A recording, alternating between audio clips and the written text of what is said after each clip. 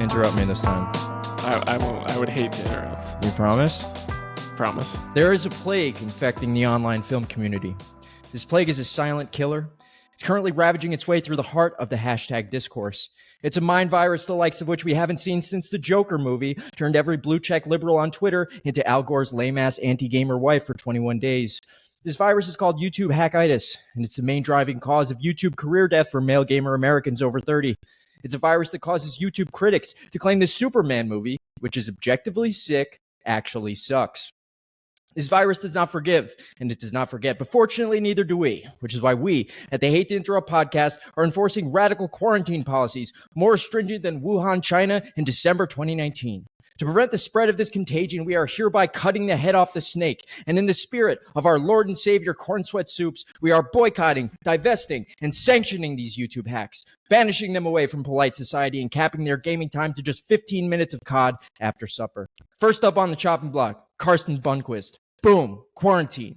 Next victim, Jeremy Johns. Boom, quarantine. At least it was worth buying your snuff film on Blu-ray, bitch. Who's next? Red Letter Media. Oh, but they made Space Cop and Mr. Plinkett. Oh, shut up. What have you done for me lately? If it's not a positive Superman review, your ass is grass, pal. Rich Evans included. Boom, quarantine. And in closing, for the next time this shit goes down, we should all remember that there is only one critic on YouTube worth watching. Only one where you shouldn't fast forward BetterHelp ad reads for. And of course, that man is Christopher motherfucking Stuckman. And you can tell that shit the Zod snap neck. So now that you've clocked that we are standing on Kryptonian business, welcome to the Hate to Interrupt podcast, everybody. That was great, Nick. That was great. Thank you. As you can tell, I'm mad. I'm pissed. Yes. But I'm also really happy. Up. First of all, I'm Ethan from youtube.com/Gulif, and we are obviously joined by Stop Culture Nick, and we're also joined by... I'm a VHS guy. Also Nick. And I love it. Yeah, I don't want to kill you. I was just screaming, and Nick's like, hello. I just like the idea. I like the idea of us just becoming like egomaniacs, thinking we have this kind of power, and I'm cool with it. I think we should just have massive egos and just like. Well, it's a joke, Nick. It's a goddamn joke. No. Of course, we can't quarantine people. No. Literally. No. I don't think it's a joke, and I like it. I mean, I was joking.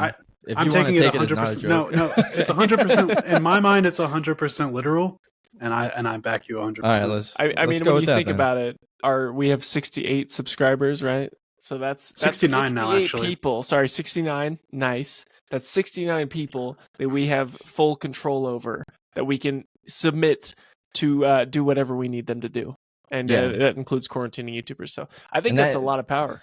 That includes our friends Lucas and Bisho. They're the vanguard. They're powerful. They're the vanguard. And Billy B. Elite, don't forget Billy B. Oh yeah, Billy B. Billy B. Shout out to all you boys. And Rendon. I don't know. Rendon didn't really like the Superman podcast that much, but anyway. So we're talking about Superman, the new James Gunn Superman that just came out this past weekend, and also, which I think was, I suggested that we should talk about Spider-Man Raimi 1 from 2002 also, which ended up being like a really good decision, I think, because it's they're very complimentary films. A lot of people have been talking about how the whole Raimi radical sincerity thing is back in now after Superman. So being nice and really corny is cool again. Yeah, exactly. And I love that. So what did you guys think of Superman? I fucking loved it. I have been hyping this movie. You guys have known I've been hyping this movie for the last when it was announced, like in January of 2023 or whatever.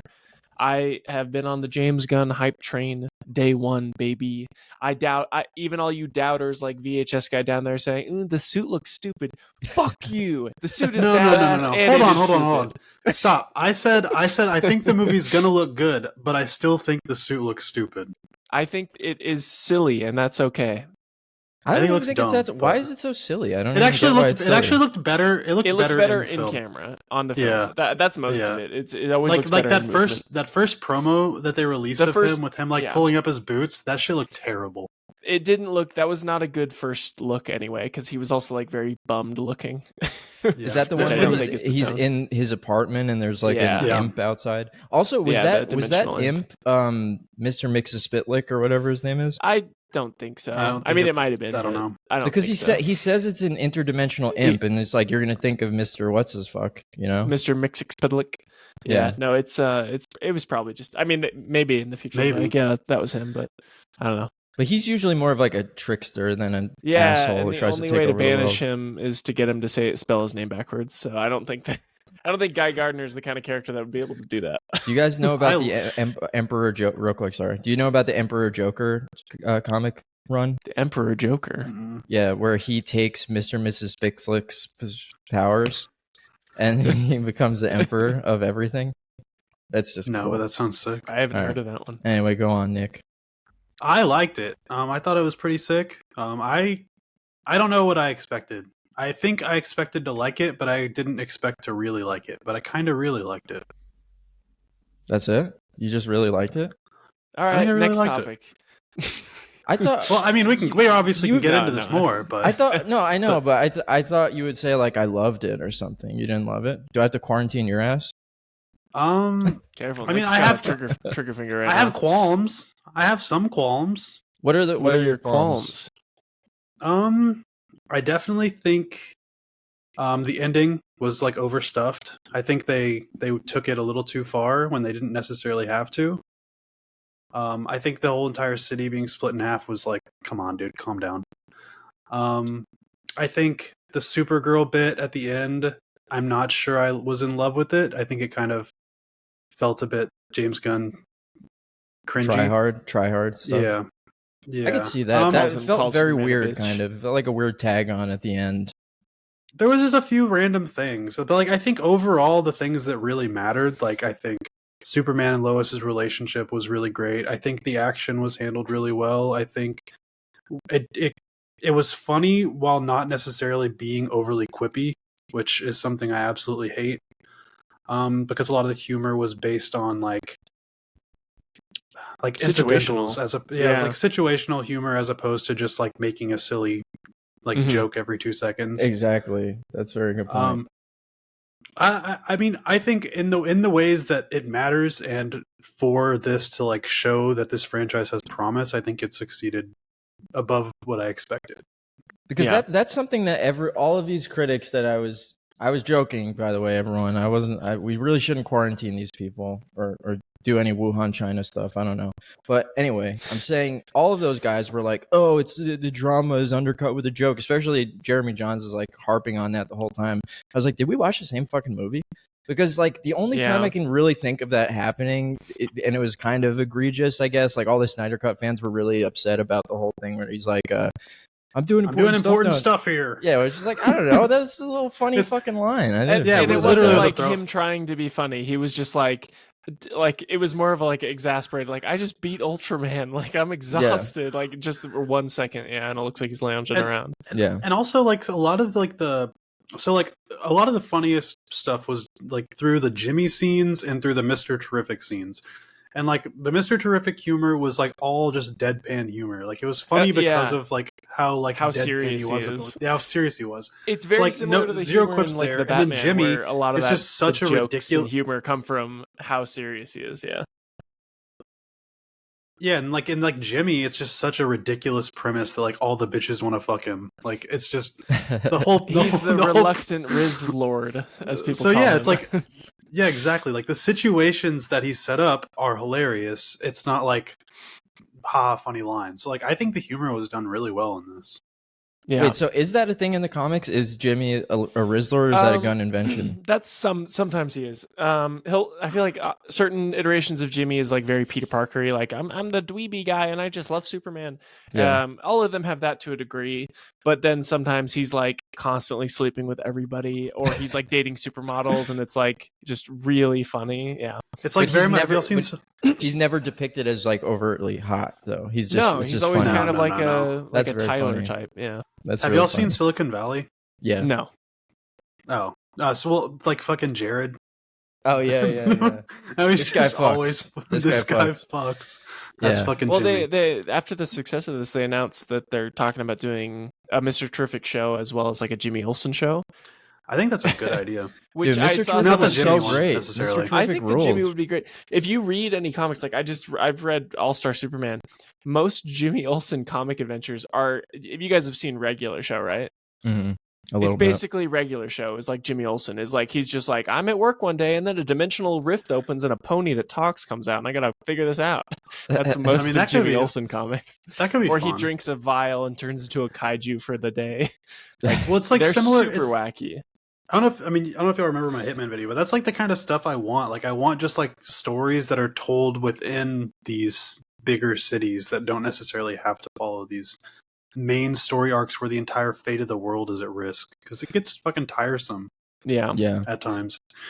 That's the thing. Like, your main criticism about like, oh, the world's opening up, there's a parallel pocket universe, all this shit. Like, I get that. But I don't know. The movie was so well done, and I guess I was just thinking about all the other stuff that really landed with me, that I felt like all that shit was kind of earned. It's like, all right, they're doing the big comic book thing now. Like, that's not necessarily for me as much as it might be for other people, but like, I got so much out of this movie that I just don't even care. You know, that's I think in the takeaway. grand scheme of things, it doesn't necessarily matter. But whenever it comes down, like whenever you think about it, right?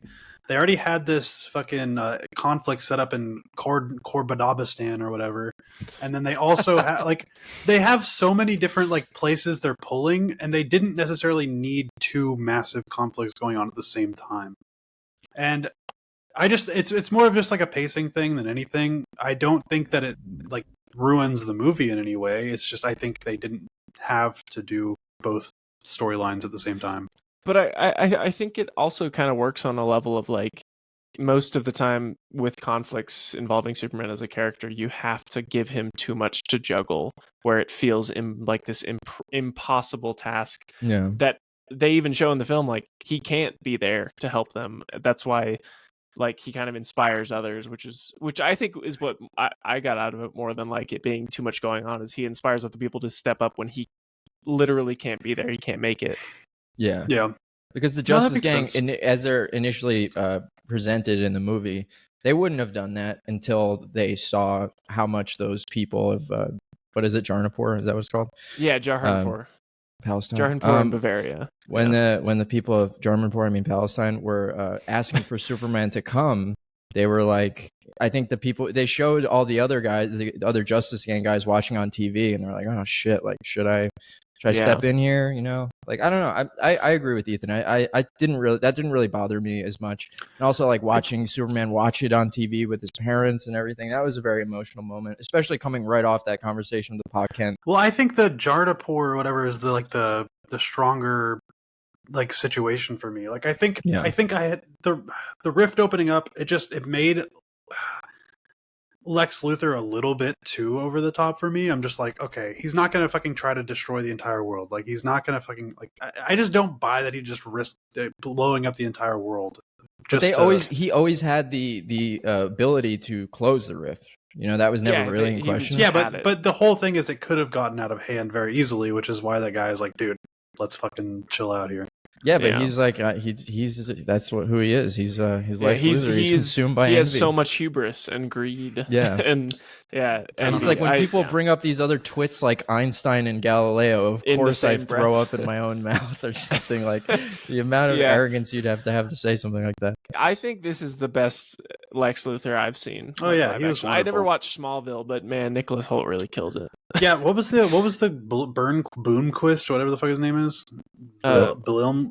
Bilimquist, the reviewer that did that stupid ass review. Runquist. Carson Runquist. Yeah. I don't think I agreed with almost anything he said in his review. Yeah, it was a terrible review. I could understand people, like I was watching the Red Letter Media one after because you were talking about it, and like I don't necessarily agree with a lot of what they said as their criticisms, but I can understand how they felt the way they did. Whereas, I didn't feel anything was unjust in that, other than the centrism that they kind of throw in. Yeah, because at the beginning, Jay's like, "Oh, it's so funny that like movies have become political Rorschach tests or whatever." It's like the only way you can see a genuinely conservative ideology in this movie is if you're twisting it around in like a million different ways. It is a political movie. It turns out the conservatives were right about that at least. Like it does have a political point of view, and it's not very subtle. And it's basically just saying that. You know, I even think the immigrant story that James Gunn was talking about a lot in the lead up to this, that wasn't really the focus of the movie necessarily to me. That wasn't really the conflict. No, it's just an objective fact about the character of Superman. Like someone asks him, and they're like, "Well, he's an immigrant, and it's about him. You know, he comes here to this new place, and he's technically an illegal immigrant." I mean, that's kind of all they said. There are elements of it, like you know, when he's getting carted away, and Frank Grillo is like, "Oh well," Superman's like, "Why didn't you read me your rights, my rights and everything?"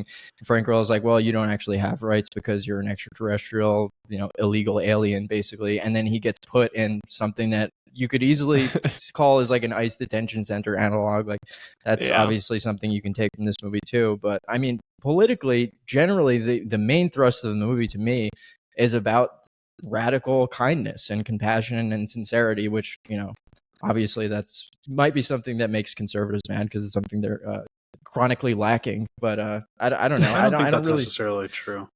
I think people are more so probably annoyed about I don't think people are annoyed about the fucking illegal immigrant stuff. Outside of, people are probably annoyed that James Gunn's brother was tweeting about it more so than what was actually in the movie, you know. Well, that was the big thing. Like before the movie came out, that remember that whole controversy that everyone was like, "Oh, the shit's woke, blah blah blah, super woke," you know. I can see somebody like fucking the Gremlin, Ben Shapiro, being mad about the parallels to Israel. He was very upset. Yeah. Oh yeah, of course. I think the two conservative angles are, if they really like this movie, they just they just go, well, it's actually not political in the slightest, or they double down and get really mad about it because it's very clearly an Israel-Palestine analog. I personally I prefer movies that aren't overtly political, where it's like right in your face. But to expect any movie to have no political bias is like kind of a ridiculous ask. It's always been that way. But so, as someone who says that you don't like politics in movies, like did the political stuff in this movie grate on you at all? Was that annoying for you as watching it? No, but it's because it didn't feel like it was talking down to you, right? Like it never felt like it was preaching. It just was what it was, right? Yeah. I mean, I think it's very interesting because there are kind of two basic political ideologies outlined in the movie. I think like Superman's whole political ideology is like there was going to be an event that happened somewhere. I don't care if it's in America or not. People were going to die. There was someone abusing power. I have power that, you know, I can make that stop if I want to. If I go there and I can make that happen, I can basically just end that with fucking in 2 seconds, which is what he did. But then Lois Lane and Lex Luthor, you know, even Lois Lane is basically, when she's interviewing him, she's like, well, you know, they're technically our allies. Like, is that really something you can do? Blah, blah, yeah, she's playing Lex devil's Luthor. advocate. I will say, in the Red Letter Media, they were talking about how that scene did feel a bit out of place. And I kind of agree. I feel like it did take itself. That scene felt very serious and like a story that isn't all that serious. The interview I don't scene? know how. Yeah, which I don't know how. But like, I don't remember caring about that when I watched it. Just like looking back, I'm like, I guess I can see that. But I don't know. I mean, that's what I think this movie does so well, is that it is very silly. It's I really do think it's like the most comic booky movie I've ever seen, probably, just based on like the bright colors and everything. There's like a million different things happening at any given time. But despite that, it doesn't feel overstuffed to me. And it also is able to talk about real world political events that, you know, in a pretty direct way without making it feel ham-fisted at all, which I find so impressive. And I think it really threaded a needle there, I think. I think it was overstuffed, but I think they took enough, like, I think they did everything they could to make it work even though it was overstuffed. So the like overstuffed thing, I can see what you're talking about. I know that's a big criticism. Maybe not, like, people say overstuffed. I don't know if I'd agree with that exact thing. I'd say it's a very chaotic movie, but it does feel like intentionally chaotic. Like, it is overwhelming in the way that this is exactly how Superman's life would feel like. Like even just the scene where him and Lois are sitting in his apartment and the dimensional imp is behind him and he's just like, it's fine, they got it. Like, it happens every day. Like, this is a consistent thing. His life is always moving. I've seen a lot of people kind of compare this as like, this feels like the second half or the final third of a 3-issue comic book that you just jump into. Like it even starts with an opening crawl that's like, okay, this happened, then 3 years ago this happened, 3 months ago this happened, he lost his first fight, and then we just pick up after he's like recovering from the That's fight. what I was- And I'm like, oh, that's what I was trying this to- is cool. That's kind of what I was talking about. How they throw you right in the middle of it, so they can they're like, we don't have any time for exposition with all this shit we're about to throw into this movie. You know what I mean? Like, Yeah. But who needs, really, who needs it? I didn't fucking care at all. I was like, I think this was like, remember what Spider-Man Homecoming did? It's like that on steroids, where it's like, you guys, everyone fucking knows Everyone who this knows character who is. Superman is. Yeah. We can just throw you into the third part of a comic book series because you know about Jor-El and whoever the fuck else. And, I think it's like I think in a obvious. film with competent writing, I agree. I think there are films that like the Snyder films, like they're 3 hours long, but you still feel like you have no understanding of like what Lois Lane's even about, Yeah. right? Yeah. So I mean, like, I feel like if the movie was handled a little differently, it might have been helpful, but I don't think it was necessary either. Yeah, but I mean, at the same time, like I was thinking after I watched it, because I've seen there's a lot of people saying that like it's overstuffed, it just jumps you in the middle, doesn't care about character development, all this shit, which I don't agree with. But then I've also seen people say, well, it just has way too much exposition, which I was like, I feel like it barely has any. But anyway, I really appreciate the fact that the movie knows it doesn't have to exist in a vacuum. This is like the most fucking commonly known character in all of American fiction, basically. Like, you don't need to spend a bunch of time doing the whole origin story thing. He's the first superhero. Yeah, so it's like, I don't know. It just doesn't hold a lot of water to me. And when the rest of the movie works as well as it does, I just feel like it was a totally smart decision on his part to do it this way, I think. Yeah, and a lot of my criticisms aren't things that actually like ruin the movie for me in any way, shape, or form. I'm just trying to be devil's advocate because I know you love the movie so much. Yeah, no, I mean, I really did love the movie. I absolutely adored it. I gave it the highest score out of all of you guys. I gave it a 9 out of 10. Yeah. Which I was surprised. I thought Ethan would be the one. I mean, I tend to give the highest scores. Maybe I'm just like an easier critic than you guys. I don't know. It might go up on a rewatch. I don't know. I'm not sure. I really wanted to swing another rewatch before we did the pod, but I didn't have time. But I want to see it again because I don't know. It was one where, honestly, I think James Gunn kind of dialed down the James Gunn isms. Like, when I think of James Gunn comic book film, I think of like, okay, he's gonna have the like every action scene or anything is gonna have some kind of song from his playlist that he really likes. All the characters are gonna have a certain kind of quip to them. And I feel like all of that was kind of dialed down. There's like 1 or 2 scenes where they are that, like the Mr. Terrific fight scene, which I thought was genuinely so badass. Yeah, it was great. I was like, this is a James Gunn fight scene. And then, of course, like the final scene before the credits start the was scene very when they're James going Gunn. to the Crystal Palace, that was very James Gunn as well. Which scene? It's called the Fortress of Solitude, Nick. The Crystal Palace. He sounds like a casino. Well, like whenever they're going Palace. in to hack the computer and stuff and break into his place. Oh, and that they go fight in scene and when they're slaughter killing all the the robots.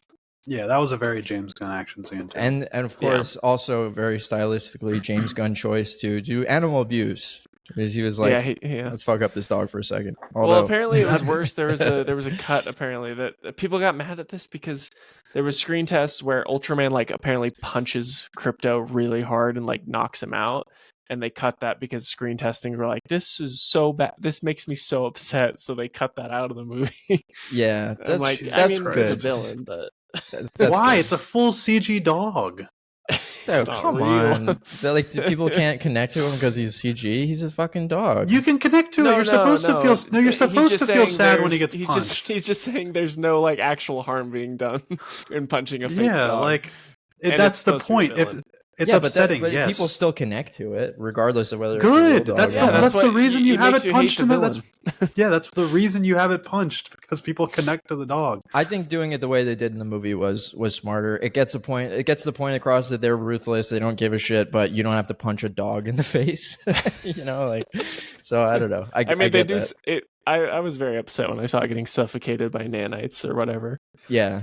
That was pretty upsetting. Honestly almost as bad. It's not that much better than Ultraman punching him in the face. So I guess it's like people were still upset about that in my theater when I saw it. They were like, "Ooh!" Like, you hear people react that way. You know? Did you guys?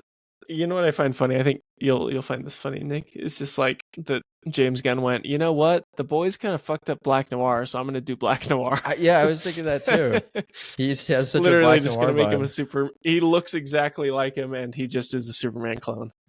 I leaned over Yeah. to my brother. I was like, "That's definitely just a Superman clone or a Superman from an alternate dimension." Like it's a. Well, he called him. I Well, knew he it. called him Ultraman as like at the very beginning of the movie. Yeah, Yeah. he was like, "Good job, Ultraman," when he steps out of the Hammer of Baravia costume. Yeah, but my brother doesn't know anything about DC Comics, so I was like, "Dude, watch this. I'm so Dude, this is fucking gonna be smart right now." Wouldn't it have been? Could you imagine how funny it would have been if he got Henry Cavill to play Ultraman?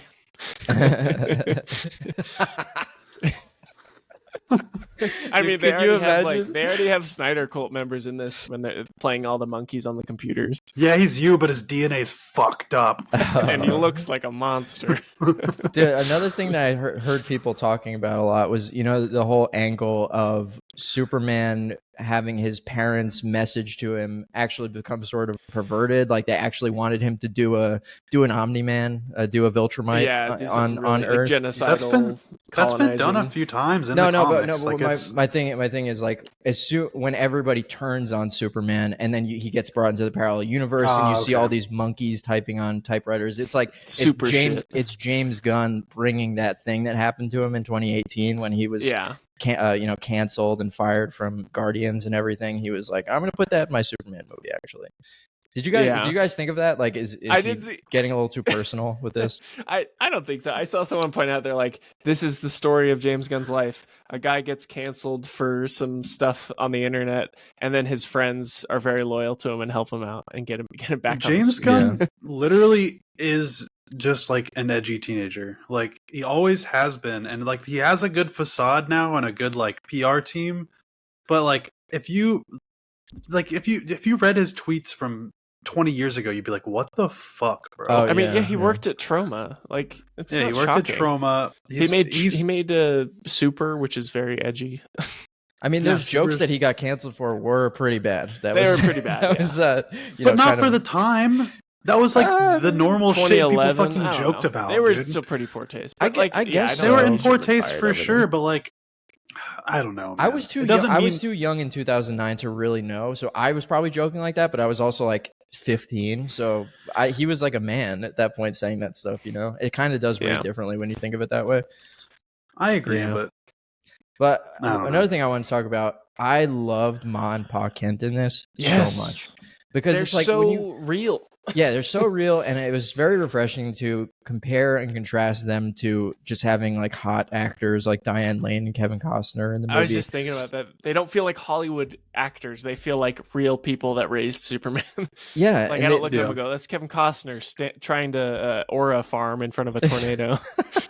They really do feel like real corn-fed Kansas people, and they're just like Clark, is the speaker on? Yeah, but I for the most part agree. I don't feel like that conversation with him and Clark was that earned yet. Like it didn't. I wish. Oh, when he had his dogs out on the porch. Yeah, I wish something was handled a little bit differently, where we had more time with the dad, maybe, so that scene hit a little bit harder. And then, I feel like they weren't in it enough for my. I would have loved like another scene or two with them. I don't know. I mean, it's like Clark's he's in an identity crisis because one pair of his parents ended up not being the people who he thought they were. So of course, when he's going to rest and rejuvenate, he goes back to his parents' house, and his dad's like, "Look, we give you tools. That's what parents do. We're not here to make you the person you are. You choose that on yourself. All we do is guide you on a path." And that was a beautiful thing to say. I'm not saying this. That was all it was. I'm not saying the speech is bad. I'm saying I don't know if it was like if it felt earned just yet. Well, what would have made it earned?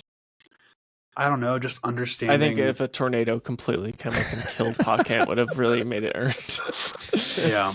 Well, you know what I appreciate? I appreciate that they didn't kill either of the parents, because I know for a fact they're definitely going to kill one of the parents in a future installment. It's going to be way more upsetting because now we've spent time with them. Yeah. Do you remember the part in Injustice when Pa Kent gets spoilers when Pa Kent gets shot by a kryptonite arrow or something and he dies? What? No. Yeah. I haven't. Is it in the comic? It's in the adaptation of Injustice. I don't even think Injustice was a comic. It was a video game. It was a comic turned into a video game. Oh, okay. I always thought it was a Yeah. video game first, and then they made it a movie because it was really popular. Maybe I'm way wrong. Let me check. But did you guys watch Ben Shapiro's review? No. No. Because one I'm thing, sure he was mad at it.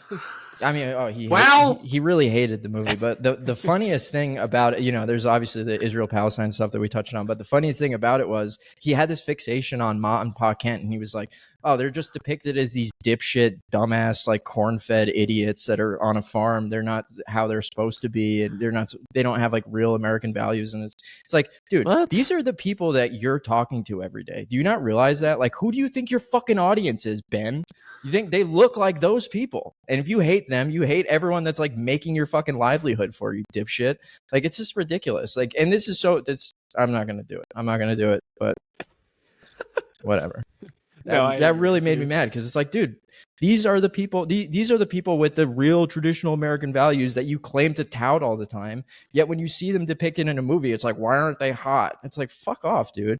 That's weird as well, Ben. Yeah, it's really gross. Wet ass P word. My wife's dry pussy. My wife's dry pussy. But yeah, no. The one thing that I really was thinking about during this movie is that a ton of tonal diversity. Like there's humor, there's action, there's heartfelt moments, but the entire time it doesn't feel like a Marvel movie where the drama gets really undercut. I know we touched on this a little bit, but it's like in those Marvel movies, a lot of times in the bad ones, it's like the drama is so easily undercut by jokes because the drama is barely there. Like there's no dramatic tension to even undercut. So when it does get undercut by a joke, you're like, oh god, it's annoying. It makes you feel like it's a shame to be a comic book movie. Like I think it was like the first Doctor Strange where he's like doing his like final costume suit up before like the finale starts, and he like flicks his collar up, and then the collar like starts poking his face, and he's like, stop it, knock it off. And it's very clearly like that's when everyone's supposed to laugh. And then in comparison, sorry, I'm kind of jumping ahead. Spider-Man, this is actually in Spider-Man 2, where he like gets his powers back, and he just like you see him like, I think he gets his like, he clenches his fist, like takes his glasses off and like clenches his fist, and he's like, I'm back. But it's not played for like a joke, like, yeah, I've got my power. It's so sincere and genuine. Yeah, because Toby's character is just cringy in like a sincere, cute way. But it's nice that it's like not everything has to be undercut by a joke to like, it's like they want to be like, guys, we know comics are silly. Look, we're making fun of it. Yeah. But like, I know we talked about this in text a little bit, but like, do you not see how this movie is just gonna like really paint a hole or like highlight every flaw in current Marvel movies? Okay, we can get into this, but I don't want to get off the movie first because now we're kind of changing subjects. Okay. Yeah. We could talk about about this. I just want we'll jump back to you it. Both have to promise me that we'll talk more about Superman. Promise. Okay. All so right. go on, Nick. We haven't even rated Superman yet. All right. But like this movie is really good. And I think like you're saying, it like has its sincere moments. It actually utilizes its humor properly. Do you think that like this is just gonna like? I think it's gonna kill Marvel. I don't think people are gonna go. I don't think kill Marvel. Yeah, I don't. I think if Marvel really doesn't works like step that, it up, honestly. I think Marvel. But like, why didn't it work that way for DC previous? Or why did it work that way for DC previously? DC movies sucked. I think DC is just a more popular brand. DC is a more popular brand than Marvel? I think so. I think there's some standout characters, but DC movies weren't making money. Justice League didn't make money. Like, and Marvel was fucking making tons. Yeah, but I think the difference in quality between the where Marvel's at now and where DC was at then, I think is different. They're also starting a brand new thing. Marvel is an established titan of the entertainment industry it's not just gonna die right away just because there's a couple good DC movies that are technically a competitor, which I don't even really frame it that way. I don't necessarily think that just because one does bad or just because one does well that means automatically that the other will do bad. I don't necessarily think that's how it works. I think a lot of these times like a rising tide lifts all boats. Like it might be that kind of situation too. Yeah, it might bring back. Why didn't that happen previously? With DC, like we already DC couldn't get its shit together with leadership because there was so much like politics going on in the actual studio. Yeah. Remember, do you guys remember the whole phase of the DC hierarchy is about to change or whatever. Yeah. Because I don't know. The Rock took over for like 1 year and flopped. Yeah. Well, I just think that like there's 13 shitty Marvel movies in a row, 12, whatever. I haven't seen Guardians 3. Yeah, but I mean, Thunderbolts was not shitty. I just think it's not. Thunderbolts was shitty, bro. By the way, Nick, I listened to our conversation of you talking about Thunderbolts the other day, and you were like, "Yeah, it's good. You liked it." And now you're I like, know, "Yo, and I watched it again. sucks." I watched it again, and it's not that good. No, I didn't. It doesn't I haven't suck. rewatched. I haven't. It's not that rewatched it. good. I really like that. I like Superman like considerably more, but I like that movie too.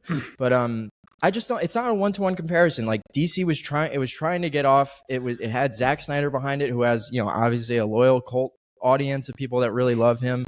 But they're trying to get their whole franchise started right in. The first one was in 2012, right against Avengers. 2013. Was that was Man of Steel was 2013. I guess they were Man rushing their. Yeah, they rushed so many mistakes. Bad. They made a lot of mistakes. Well, it was also not only was it a rushing to try to catch up, which was a bad idea from the first in the first place, but it was a fundamentally bad start for a Superman that you want to build a universe around. Because like if you agree or disagree with the changes of Superman and like that version, I don't think that version is a version where I want to see the rest of the universe, because he's kind of miserable and cold and the world isn't fun. It just feels like our world. But what if Superman was a Jesus? Yeah. Oh, cool. And what if Batman was a murderer? I think morally conflicted Superman doesn't work unless he's already been built up as pure of heart. So it's like that much of a contrast, and like it makes you be like, why the fuck is this happening? Yeah. But like I mean, like at the same time, it's like Superman. I understand to a certain degree why Warner Brothers made those decisions to hire Zack Snyder, because at that time you're coming right out of the tail end of the Nolan era, where people thought, obviously Marvel was doing something a little bit differently, and they were successful, but it was totally fair for them to think at the time, of course we should do Superman dark and gritty. We should make him fucking Jesus with a cape or whatever, because that's what worked for us with the Nolan trilogy. So let's hire Zack Snyder. Yeah, like that makes sense on paper. They wanted Nolan too. That's why Nolan's a producer on Man of Steel. Yeah. And I'm sure they talked about merging Dark Knight, like Christian Bale's Batman, for the Batman and Batman vs Superman. I'm sure that discussion happened, because they're like, well, that's the one that people really like, and we'll make dark and gritty Man of Steel, and that would have. I think that's a terrible. I think that's what they. I think the only way this like universe could work in the way it has is by keeping like Superman pure of heart and boyish and the classic Superman.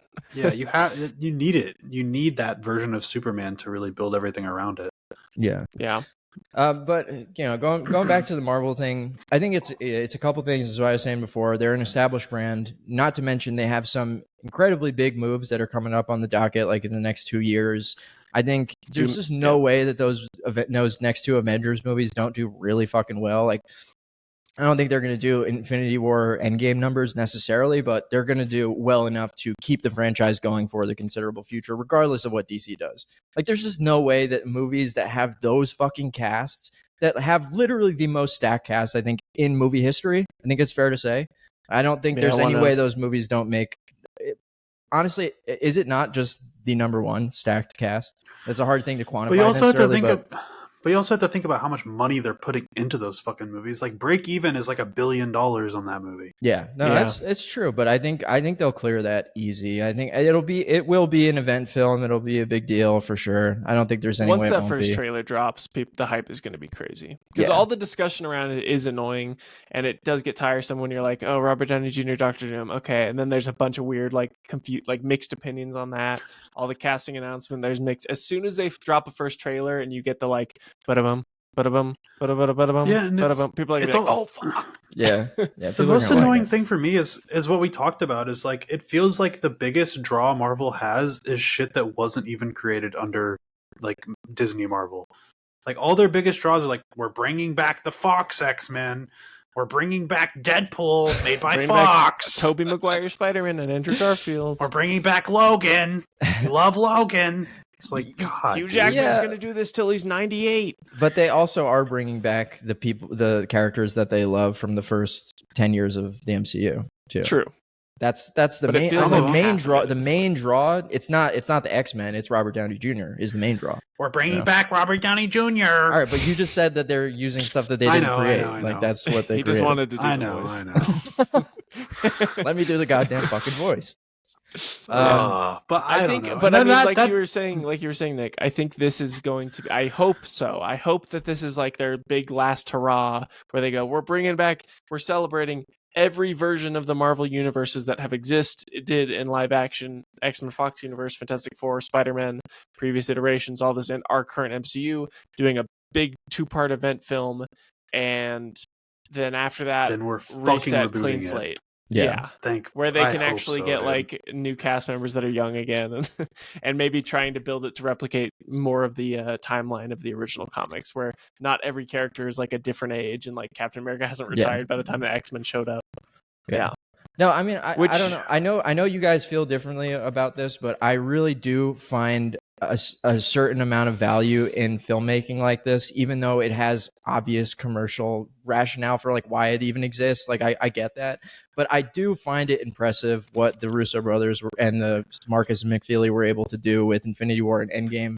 I think it's crazy to wrangle a set like that. Like they're literally running a small country when they're working on shit like this. Like it's fucking insane. It's filmmaking that is, yeah, kind of gross in certain ways, but it's also just fucking impressive just for the scale of it. Like I get something out of that just watching something that is meant to be the biggest thing in the world and feels like the biggest thing in the world. And there's something cool about that to me. Like I definitely appreciate that. I also just like when everybody goes and sees something, like when something really hits like Endgame and everybody's fucking talking about it. I mean, Superman's kind of getting there, I guess. I don't know. I don't know how much It money just feels make, like it's doing really well right now. It's already made its budget back within like the first weekend. Oh, that's great. Yeah. It just feels similar to like saying like it's crazy that BP is able to get oil all over the country with all their resources. It's impressive that BP can get all that oil from the earth and send it all over the country. Isn't that crazy? This big conglomerate can fucking do all this stuff. Yeah, well, okay. I guess that's true. I guess that there's an element of that too, for sure. But the difference is no one's actually being hurt. There's not like entire ecosystems being destroyed by like BP, by Marvel doing a spill of shitty movies in the ocean or whatever. So I don't think it's the stakes of it aren't that high. I mean, you know, I've talked about this, and you guys know that I feel like their presence has devalued the film industry as a whole over the past 20 years. Yeah, they are. They're the equivalent of fracking in the movie business. Yeah, but I mean, I don't think that also means that you can't enjoy them for what they are while always keeping in your back pocket, like, yeah, this is kind of like the devil. Like, I don't know. It's I get what you're saying, you know? and I can agree to an extent. It's just like I don't know how much respect I have for it because I don't know how much I enjoy the end product that exists from it. So like I don't, but dude, like, I understand, like, your analogy, I think it is apt, what you're talking about. Like, oh, it's great. It's just so impressive how they get this stuff around the world. Like, yeah, that's true to a certain degree. But just imagine, just wrangling the sheer amount of fucking egos and star power that these fucking Marvel movies have, the big team up ones, fucking Chris Pratt, Chris Evans, Robert Downey Jr., Ian McKellen, fucking Patrick Stewart, like all these fucking people, the scheduling, the visual effects, all of that shit. Like, it's just an insane production. It's filmmaking dude. on a macro level. Yeah, it's crazy. And like, I don't know. I do have some kind of respect for that, begrudgingly or not. I think it's just cool. It's cool sometimes to just be like, this movie is here to be a spectacle, and if it is making me feel like I'm witnessing something huge, but like, then that's cool. But like, Christopher Nolan does this stuff, and while I don't really like Christopher Nolan movies, he at least makes a movie that looks like it is like accomplishing something, right? He's accomplishing something. Whether I like the films or not, he's doing something actually impressive. Whereas like Marvel movies look like shit. They look like absolute fucking hog piss. I don't think so. Not always. Sometimes yes, but not always. Bro, I don't think Thunderbolts look like shit. No, Thunderbolts look pretty solid. The scene in like Infinity War, whenever they're like, "It's avenging time," and everybody fucking lined up and started throwing people around. It looks like that's Endgame, Nick. That's Endgame. It looked fake whatever, fan, dude. Fake fan alert. It looks like absolute fucking asshole, dude. It looks like shit. It's just CGI nonsense. I do think this is interesting to talk when we talk about like in comparison to Superman right now and how it's kind of changing things. James Gunn, when he like announced the DCU slate, he was like, one of my rules for films in DC is we have to have a completed script before we greenlight anything or before we start shooting. And it's like, well, you'd think that's the common sense. Apparently not. Literally just like in the last few days, Avengers Doomsday, the Russo brothers are like, we don't really know how to end Avengers Doomsday. And I'm like, you've been filming for months. Yeah. What do you mean? They haven't. That's another thing. Script. Superman did feel like it had a polished script. Like I don't think it was perfect, but like all the dialogue like made sense. It felt like everything was leading up properly. Like dude. It actually felt like a movie. It felt like a real movie, which I can't say about most Marvel movies. Yeah. It's just, and it was nice. And it also didn't feel, I know you guys had some issues with like Supergirl, but I'm fine with them setting up movies that are coming out within the year. You know? Yeah, like Supergirl comes out next summer and they're almost done filming. Wait, I just don't know how much I like drunkard Supergirl as an idea. I think it's awesome. I like that. That's also just her in this one little snapshot of her life. I don't know if she's going to be like a, you know. Yeah, James Gunn talked about how it's like the differences in his Supergirl compared, because like other versions of Supergirl, she's very much just kind of like gender swapped Superman. Like she's also altruistic and hopeful and nice. But James Gunn was like, I wanted to separate the characters. So she grew up on a chunk of Krypton as it was blowing up and like watched everyone around her die. And she was supposed to, in some versions, she's supposed to go to Earth with Clark as a baby and like raise him. But they get separated through like wormholes and time dilation in space to where when she gets there, he's all grown up. So her watching all these people around her die and her family, she got to witness Krypton's like decimation and is like very jaded and kind of like a mess. And like she shows up to this person that she was supposed to help and they're fine without her. So I think that's interesting. And that's from the comics, cool. or that's James Gunn saying that? Well, a lot of that is comics, but James Gunn said his version is going to be this like very jaded, tired, kind of a nihilistic character compared to Superman. Yeah. Also, that thing that Superman says at the end, where he's like, "Yeah, she has to go to planets with the red sun so she can get drunk." Like, I think that's something that people would actually do if they were Kryptonians. You know, like, of course, Superman doesn't care because he's just like, "I'm just gonna do the right thing." But like, if you're fucking anybody else, root beer. Yeah, you'll be like, "Oh, I want to get fucked up right now. I'm gonna go to a red sun planet wherever those are." Especially if you saw your whole planet explode in front of you. Yeah. What did you guys think of? Oh, go on, Ethan. Sorry. Well, because Supergirl, the movie the movie that they are adapting, I have the comic of it. It was originally Supergirl Woman of Tomorrow. Now it's just titled Supergirl is what the movie is going to be called. And they said their like movie is almost like a 1-to-1 adaptation of that comic, which is her getting drunk on her like 21st birthday on a red sun planet. And I've heard it's just, I haven't read it yet, but I've heard it's True Grit with Supergirl. Like that's it. That sounds cool. Sounds yeah, like a good like idea. it's just a space epic. And Jason Momoa is in it as Lobo. I love Lobo as a character. He's sick. Yeah. But what'd y'all think of Guy Gardner? He's fucking awesome. Yeah, I love him. So funny. I love how they're like, he's like, well, my oath specifically says I can't interfere in political conflicts. They're like, your oath says whatever you want it to say when you don't want to do something. You know what? Maybe you guys have an answer for this. Why would the Ring? Because doesn't the Ring choose like good people? Like, why would it go to him? If you have the willpower, that is it. Oh, okay. Well, that's kind of a bad system. Lex Luthor has willpower. You know? Yeah, I mean, it generally chooses good people, but like, I don't think Guy Gardner is innately a bad guy. He's just like a very self-ish guy. He's incredibly like, he's self-serving, but he's also self-serving, but he's also got incredible willpower. Yeah, I mean, he does the right thing throughout every. Really, he does the right thing, except like going to help Superman in the. I think he does actually get like brain damage though, like later on, like in some of the runs. Like he's like it says, yeah. It says you need one must possess great willpower and the ability to overcome fear, and I'm like, that's all you need. So yeah, okay. I mean, you'd have to be pretty fearless to have that haircut. And in a lot of the like runs of the Green Lanterns too, a lot of the Green Lanterns, like while they're like they're like wording things to be like following the Green Lantern code. Like in reality, they're just assholes. Like Yeah. they're just so like a lot of the Green Lanterns. I mean, aren't actually great people. But Hal Jordan is, right?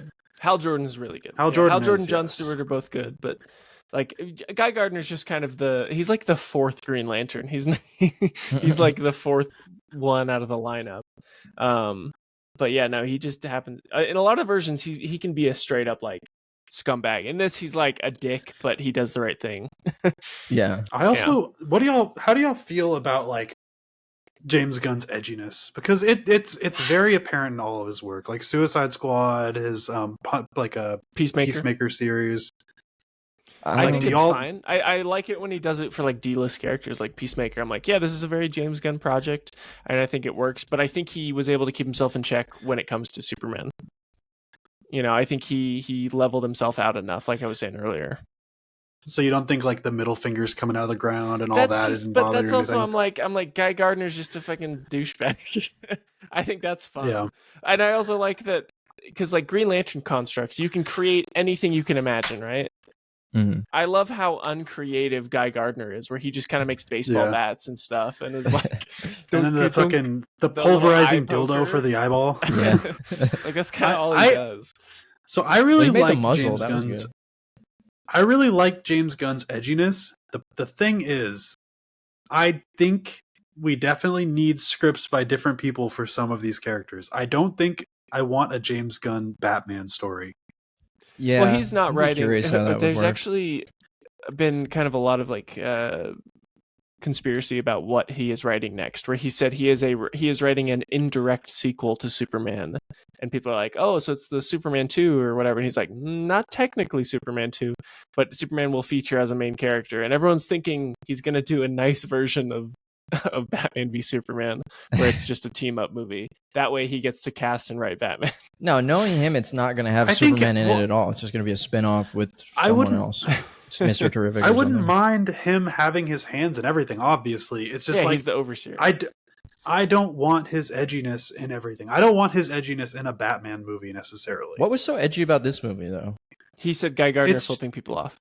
Oh, it's not just that, though. It's like a lot of the dialogue is very like Supergirl calling him a bitch and stuff. Yeah, it's just certain things like, and like the whole Hal Jordan Hal conversation or Guy Gardner conversation, like in the building, very kind of like just like millennial ass humor, and like the entire way Hot Girl acts, very fucking millennial ass humor. And I don't necessarily think it's bad. I think it worked in this movie. I just think they need some different like voices in this DC universe for some of the different like. And I think especially like Gotham that's and the shit. plan, like because like Supergirl is being directed by Craig Gillespie, and it was written the comic adaptation screenplay was written by Ava something. So like James Gunn Ava isn't Max? doing. Oh, she's No, sweet but a psycho. No, I don't know what that means. I'm not 48. You don't remember that song? No. Sweet but psycho. No, but then I think like Lanterns is also like the showrunner is what's his name? You don't like him, Nick. Who? I forgot. I don't. I just know Damon Lindelof. Oh, I love him. I fucking hate Lindelof. I love Lindelof. Yeah, Lindelof's doing the Lantern series, which is Hal Jordan and John Stewart, which Guy Gardner is also. He's never wrote anything with a good ending ever. Oh wait, sorry, dude. Sorry. Watchmen has a great ending. What are you talking about? The Watchmen TV series. What's Ethan hasn't seen it. We can't go into this. I haven't seen it. I love that ending. I thought it was great. We have to talk about the show eventually. I'm pained to rewatch it. So I was wrong. He's not the showrunner. He is a writer on the team, including Tom King, who's a comic writer, Justin Gibson, and a bunch of other people. The showrunner is Chris Mundy. So the one thing I heard him talk about was that the Lantern show is going to be like True Detective in space or something. So it's True Detective, but with lanterns, but it's set on Earth. It's set in the American heartland. Yeah, I'm excited for it. I feel it sounds good. Yeah, it looks good. I hate Lindelof, but I'll you know. Yeah, but that's coming out. So and then Peacemaker's coming out in like a month. Peacemaker season 2. Who was also in excited on an Alex Jones talk show. I was reminded of the power of Peacemaker in my theater because that got the biggest reaction of the entire movie was him. He's so funny, man.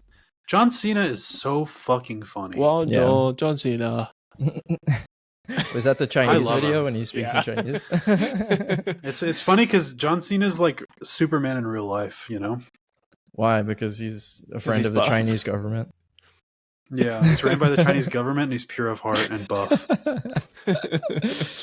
Okay, well. Oh, and then that's one thing I think that I'm most excited about DC right now is because it feels like they're not just doing what you'd expect. You know, if they announce like, okay, we're doing a new DC universe, we're doing a Superman movie, a Batman movie, and then a Wonder Woman movie, and then they're doing a Justice League or a Trinity movie, and then that's phase one, and then we're doing a Batman 2, Superman 2. You know, they're not doing that. They're doing weird things like a Lantern series that's like grounded and like True Detective kind of inspired. They're also doing like a lower to mid budget $50 million Clayface horror movie from written by the guy that writes every horror thing nowadays. What's his name? Paul W.S. Anderson. No, it's Dr. Sleep director. Oh, Mike Flanagan. Oh, he wrote he wrote the new Clayface. It's going to be directed by some guy, but like they're just doing weird stuff. I'm like, that's the fourth or the they have to. third I mean, movie. that's literally how Marvel succeeded, like trying to blow up Thor and Iron Man. Well, just... they were a little bit more streamlined streamlined initially, though. They did do the big 4 or 5 for first, but they didn't do like a R-rated horror movie with some like C-list villain. But that's partially what I think Gunn is very smart. It goes back to like, this doesn't exist in a vacuum. Like, audiences are primed to accept anything as long as it's good. You know, it can be fucking weird and wacky and crazy. That's even better now. Like, people are like, why are these comic book movies? Why should they exist anymore? Like, are we past this genre? And I think James Gunn is proving like, no, this medium offers a lot of really cool avenues for storytelling that you would have never expect to see. And I think that's what they're going to be doing with this. You know, that's the thing. Like Feige is like a diplomat, like straight up. Like, and James Gunn is just a real person who likes movies. And it's just that's why I think DC is gonna really do well, man. I think it's gonna do really. I think they made a really smart decision bringing him on. Yeah, and I was thinking about this too. It's like, even if people are concerned, like, oh, with James Gunn at the head, he's not a business mind. He has that Peter Safran guy who seems to be he's the business side. Yeah, so it's like they're a dynamic duo in that way, which is smart as well. Which is also funny because Dynamic Duo is another project they're working on. What's Trinity? Is that Batman, Superman, Wonder Woman? Trinity is Batman, Superman, Wonder Woman. Okay. The DC Trinity. Yeah. Right. All right. Well, we've talked about the movie an hour. Let's go ahead and give our ratings on it. I'm gonna sit this at a clean, crispy, solid, nice and juicy, really, really hearty, nice 8 out of 10. 9 out of 10. I'm right in the middle. I'm at an 8.5. I gave it an 8 on Letterboxd, but you can't do an 8.5 on Letterboxd. Wait, you were just getting mad at Ethan for doing 0.5 ratings. Y'all got mad at me for doing. No, I was mad at Nick for doing it, and then he made fun of me because I lead everything with like, I'm giving this a high 8 or I'm giving this a neutral 6. Yeah, so you guys basically just gave the movie the same. We did the rating. same thing. No, I gave it a solid 8, not a high 8. Yeah. All right, so let's get into Raimi Spider-Man. This was my recommendation. This was a perfect perfect companion piece, Nick. I salute you because this and Superman feel so unabashedly corny, and I love that. And they are so sincere and genuine in that mindset. Yeah. And I fucking love this movie. I grew up with this movie. This was like the first ever superhero movie I ever saw, and I think I rewatched this at least once a year. Oh yeah, dude, me too. I didn't even need to rewatch it for the podcast because I've literally seen it like 100 times probably. I rewatch it all the time, and it's not my favorite superhero movie ever. That would be Spider-Man 2, but I figured if we are going to talk about this, we should talk about Spider-Man 1. I mean, a lot of the things that I love about Spider-Man 2 are already in this movie. It's already in the DNA of this movie. I just think everything was kind of expanded upon and solidified in the second one. You know, the whole responsibility versus living out your dreams thing, like that's a huge part of the second one, although it's introduced in this movie. But I don't know, you know, really the main part is, and I've seen a lot of people talking about this comparison online, is that this is the first superhero movie, which is kind of funny since Sam Raimi directed a superhero movie like 3 fucking years ago. But this feels more like a not really like a Sam Raimi movie, but it feels like that kind of vibe where it's like I fucking love comic books. I don't care that some people think they're childish and stupid. I'm going to take it seriously because I think it deserves to be taken seriously. And I think that's really fucking cool, you know? It takes itself seriously, but it also isn't like the most tonally strict and like serious thing in the world. Yeah, it takes itself we should seriously when it clarify. needs to, but it also understands like, yeah, this is silly. We have a guy called the Green Goblin and he looks like a goddamn Power Ranger. Yeah. You know, but like we're gonna play it straight because it's fun and we're just having a good time. That's the Raimi template. It's like we take the serious the moments that are meant to be taken seriously, the character dynamics. Like you are going to care about the interior lives of these characters, but you're also going to be amazed by the things we do on screen, and you're going to laugh, and it's going to be corny and everything. But these movies are everything, really. They have something for everybody, and I really wish that all of this entire genre would get back to this kind of feeling. You know, this feeling that these movies give you. You know. I also really love these movies. And I think the reason I really love them is because there's not a hint of laziness to these films. Yeah. Like there is like actual artistry and like real filmmaking shown in these movies. Like even like the scene at the end when he's like fighting the Green Goblin, when he gets thrown through the building, and like just even like the sets being built, like everything about these movies, there's like care and like effort put into that. I don't think you could point out any like even like I really like Superman. I don't think I could point out a single moment in those movie or in that movie that I saw a single like sliver of the amount of artistry in these like first two Spider-Man movies. Cap. Yeah, I don't know if I would say that. I mean, there's a lot more CGI in Superman. We're just not we're not going to stop talking about Superman this whole time. It's going to keep. That's all right. Well, this thing about I Spider-Man don't appreciate made me feel like this about Superman. Like I think Superman did better though. Like you could tell like whatever. We'll talk about Superman a little bit more. But like you could tell like whenever he gets thrown into like the concrete, right? Uh-huh. There's like actual practical bricks that they're using, and they're trying their best to like throw some practical in there to make it look less cheesy and disgusting. Like I appreciated those moments where I could see that they were like trying to make it look better, which I can't say the same for Marvel. It looks like they're just like, we'll fucking fix it later. Yeah. But like Spider-Man was like a completely different beast. Like there's a couple scenes where you're like, oh, that's fucking kind of gross looking now. But like for the most part, like they really fucking built everything. Yeah. And the camera angles were very, very like, and like they chose their camera angles very like specifically. They framed every shot with care. They didn't like it. It doesn't feel as half-assed. One thing I think that is really underappreciated about like the Sam Raimi Spider-Man movies, that I think is also not really used in a lot of comic book movies, is how brutal like the beatdowns get in this. Oh yeah, especially like, the last like one. Superman, Spider-Man gets the shit kicked out of him. Like he gets his mask blown up, and like even to the point where he gets a slow-mo punch to the face and blood splatters out of his mouth. Yeah, like just when he's in the burning building. Like, oh yeah, that's another thing. Like the sound design was so cool. Like when he sprays the web to like block Goblin, and then he pulls it down, and it sounds like a metal fence getting curled in. Yeah, like it's just got this such a visceral nature to the violence of it that feels so raw and real. Or like when Goblin gets stabbed in the cock. Stabbed in that.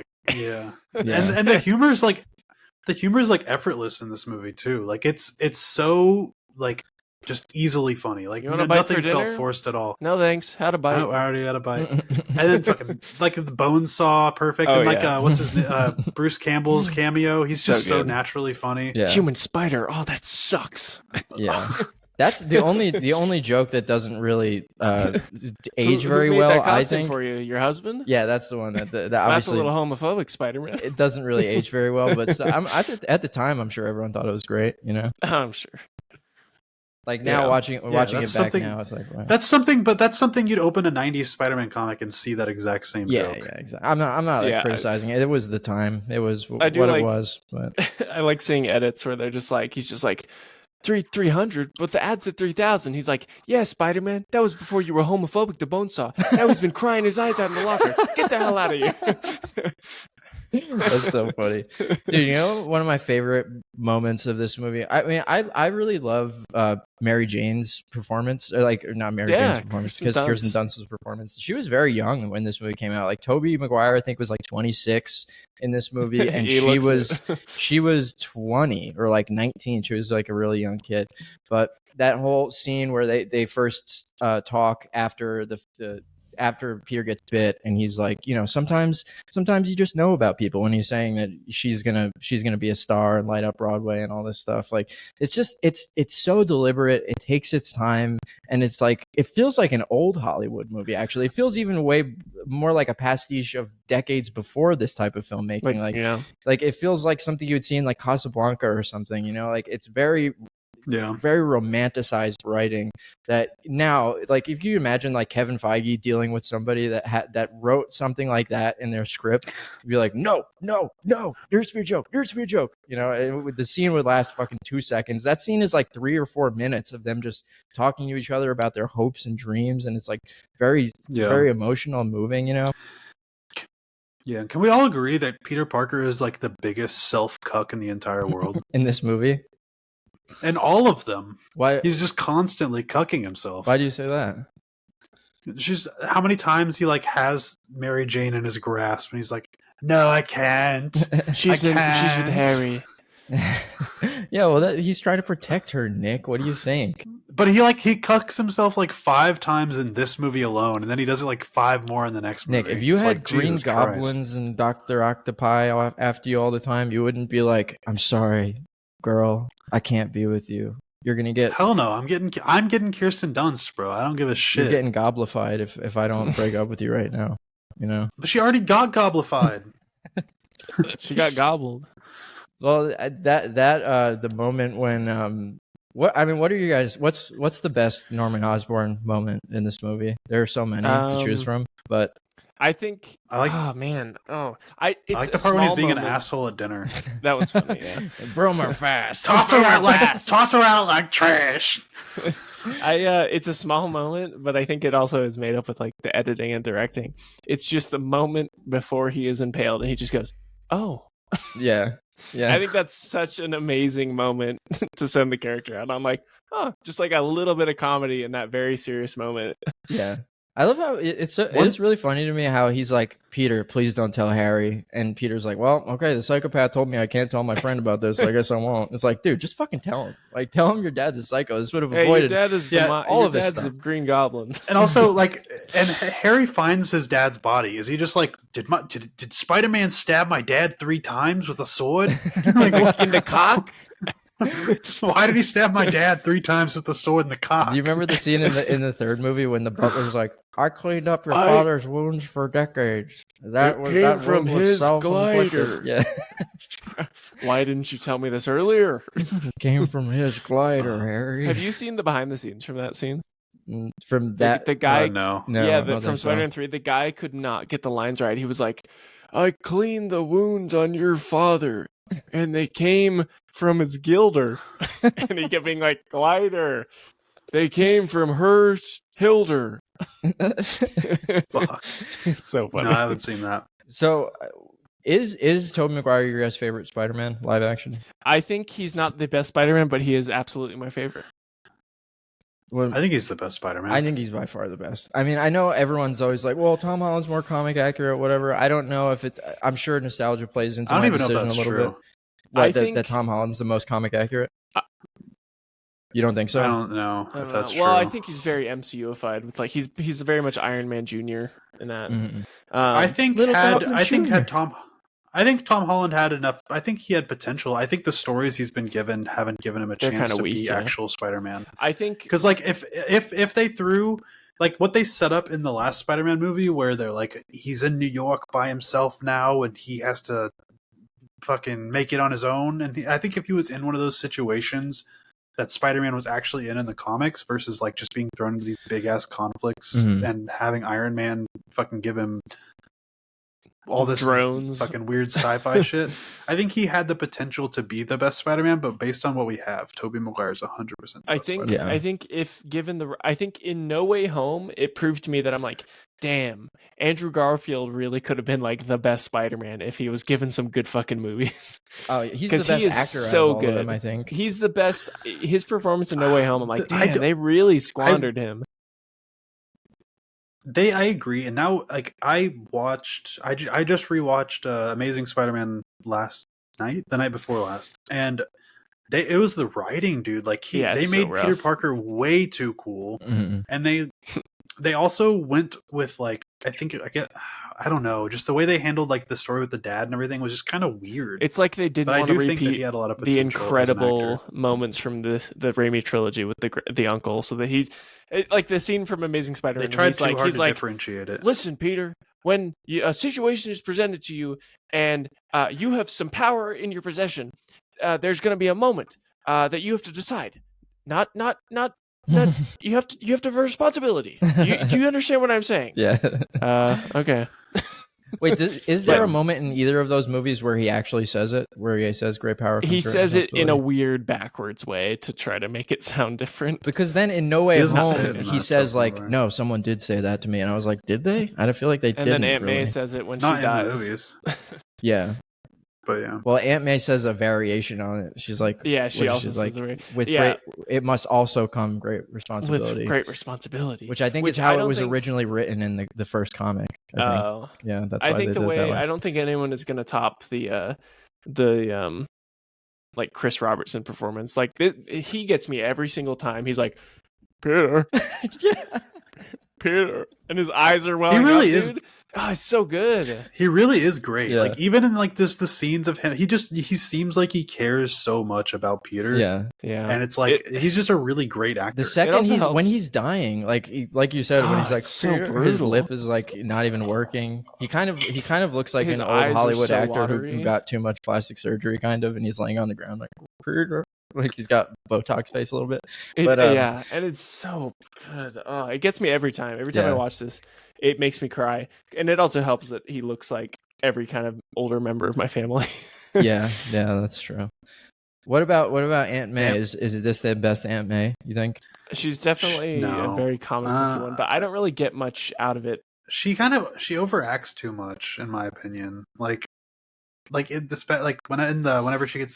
Whenever she gets fucking blown up and shit. Dude, that's just Raimi direction 100%. Yeah, that's true. Like she's definitely she's just a bit much for me, and it makes me kind of have a harder time connecting to her as a character. But in the second movie, whenever she's like making Peter take the money and shit, and, like she's obviously struggling with bills. Like I definitely like feel for her character a lot. So maybe in the second movie she strengthens. I just don't know about in this one as much. Well, her monologue in the second one is by far like my favorite moment of all these movies. The whole moment when she's like, she's got that little kid helping her. She's like, everybody, what she said? What's the fucking line? I've watched it so many times. We all need a hero, or whatever. You know what I'm talking about? Yeah, I know. When Peter he loses his powers, he's like, I don't know if Spider-Man's coming back, and she's like, oh God, I can't believe I forgot the fucking line. But you guys know what I'm talking about, right? Where they're in the driveway. That whole monologue is so great. I think one thing that these movies annoy the shit out of me is like that they've kind of it's a good thing and a bad thing where like his struggle with like keeping his identity secret is like really annoying as a viewer. I'm just like, oh my God, just fucking tell them. Just fucking tell her, dude. Oh my fucking God. It's annoying as hell. And then you look at the new like Marvel movies where they're like, everybody just fucking knows. It doesn't fucking matter. Yeah. And then I'm like, that's annoying too. So it's like, which one do I prefer? Yeah. I don't know. Yeah. Like, are we talking about like Secret Identity and all that? Yeah. I love a Secret Identity, and I think that's something that I think was missing from a lot of the Marvel stuff. Like especially Spider-Man, when that's like such a core part of the character. And like I understand a lot of the MCU, like Iron Man is very much like I'm Iron Man, and that's a big moment. But some of the characters, I'm like, you guys should have secret identities. You're trying to live a regular life outside of being a superhero. Yeah, but that's the thing. They don't even live a regular life. They're just like, they just go to the Avengers Tower. They and go chill to Avengers there. campus and hang out and. Well, I think for someone like Thor, obviously it's not possible. Someone like Iron Man, I don't know who else is going to be able to create that shit. He's probably pretty obvious. Tony Stark is Iron Man, right? Or people would fucking figure it out eventually. Hulk, same thing. Then Black Widow and Hawkeye don't wear masks. Like I don't know. I feel like that was Hawkeye's supposed to wear a mask. Oh yeah. Oh well. Yeah. I don't know. I feel like that was a deliberate effort on their part to kind of get away from that annoyance you're talking about, Nick, and the whole like, oh, who's gonna find out? We have to protect our loved ones. But the annoyance is like built into the stories. Like that's also a conflict in the comics themselves. So like while it's annoying, it's supposed to be it's a part of annoying. the character. Yeah. It's a core part of the character. Like, I don't know. I think it would be frustrating if it was just like, if Marvel made a Superman movie and they're like, well, you're just going to be Clark Kent. Everyone knows you're Clark Kent and you're Superman. It's easier that way. Yeah. It's like, well, that's a huge part of the character. I just hope when Marvel reboots their shit eventually, they get rid of this fucking nanobot shit, dude. I'm so sick of it. I know I've complained about it so much, but it kills Marvel for me. If they had no nanobots, I would give every movie like 1 point higher. It's a small thing, but there's something so cool about removing an actual like practical mask or helmet. Like every time Spider-Man pulls his mask off, I'm like, fuck yeah. Or like, remember when Iron Man had to like open his mask and he was actually wearing a big helmet?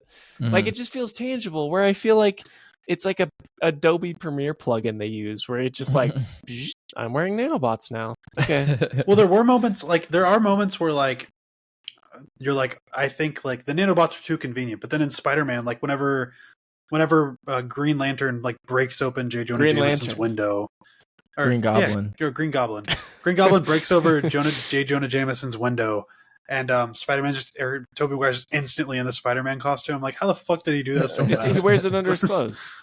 I know, but it's still way too fast. And so I'm like, it's basically nanobots, but it's also, I hate it less. Well, Nick, I think that this is something, going back to the conversation we were talking about a little bit before about like, will DC kill Marvel? I don't think that'll happen, but what I do think is probably more likely is that DC will influence Marvel the same way that Marvel influenced DC when it was at the height. Like, I mean, look who's running DC now. The main Marvel guy, basically. Like, James Gunn was their dude. Now I feel like maybe they will take some more cues from DC if it's doing well. And people I don't think it. unless leadership changes at Marvel, it's gonna take the lessons it actually needs to from DC, though. I can guarantee in the next 10 years, knowing James Gunn and Kevin Feige are like buddies, we're gonna get a DC Marvel crossover like we have in the comics. I guarantee it. Yeah, but I think you guys been watching the promo shit? Possibility. It could happen, but I mean, have you guys been watching? Like, James Gunn is actually surprisingly pretty flippant about talking shit about Marvel. Like, have you guys noticed this?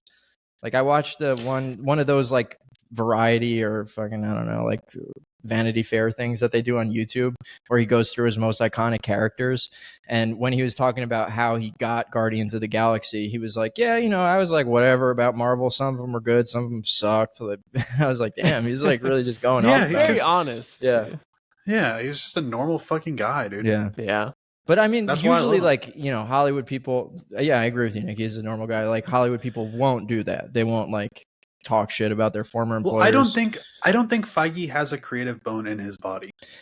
I don't know. Like, his reputation in Hollywood is that of a highly creative producer. Like, I think he does have a lot of creative input on these things, more so than you may think. But what do we have to show for it?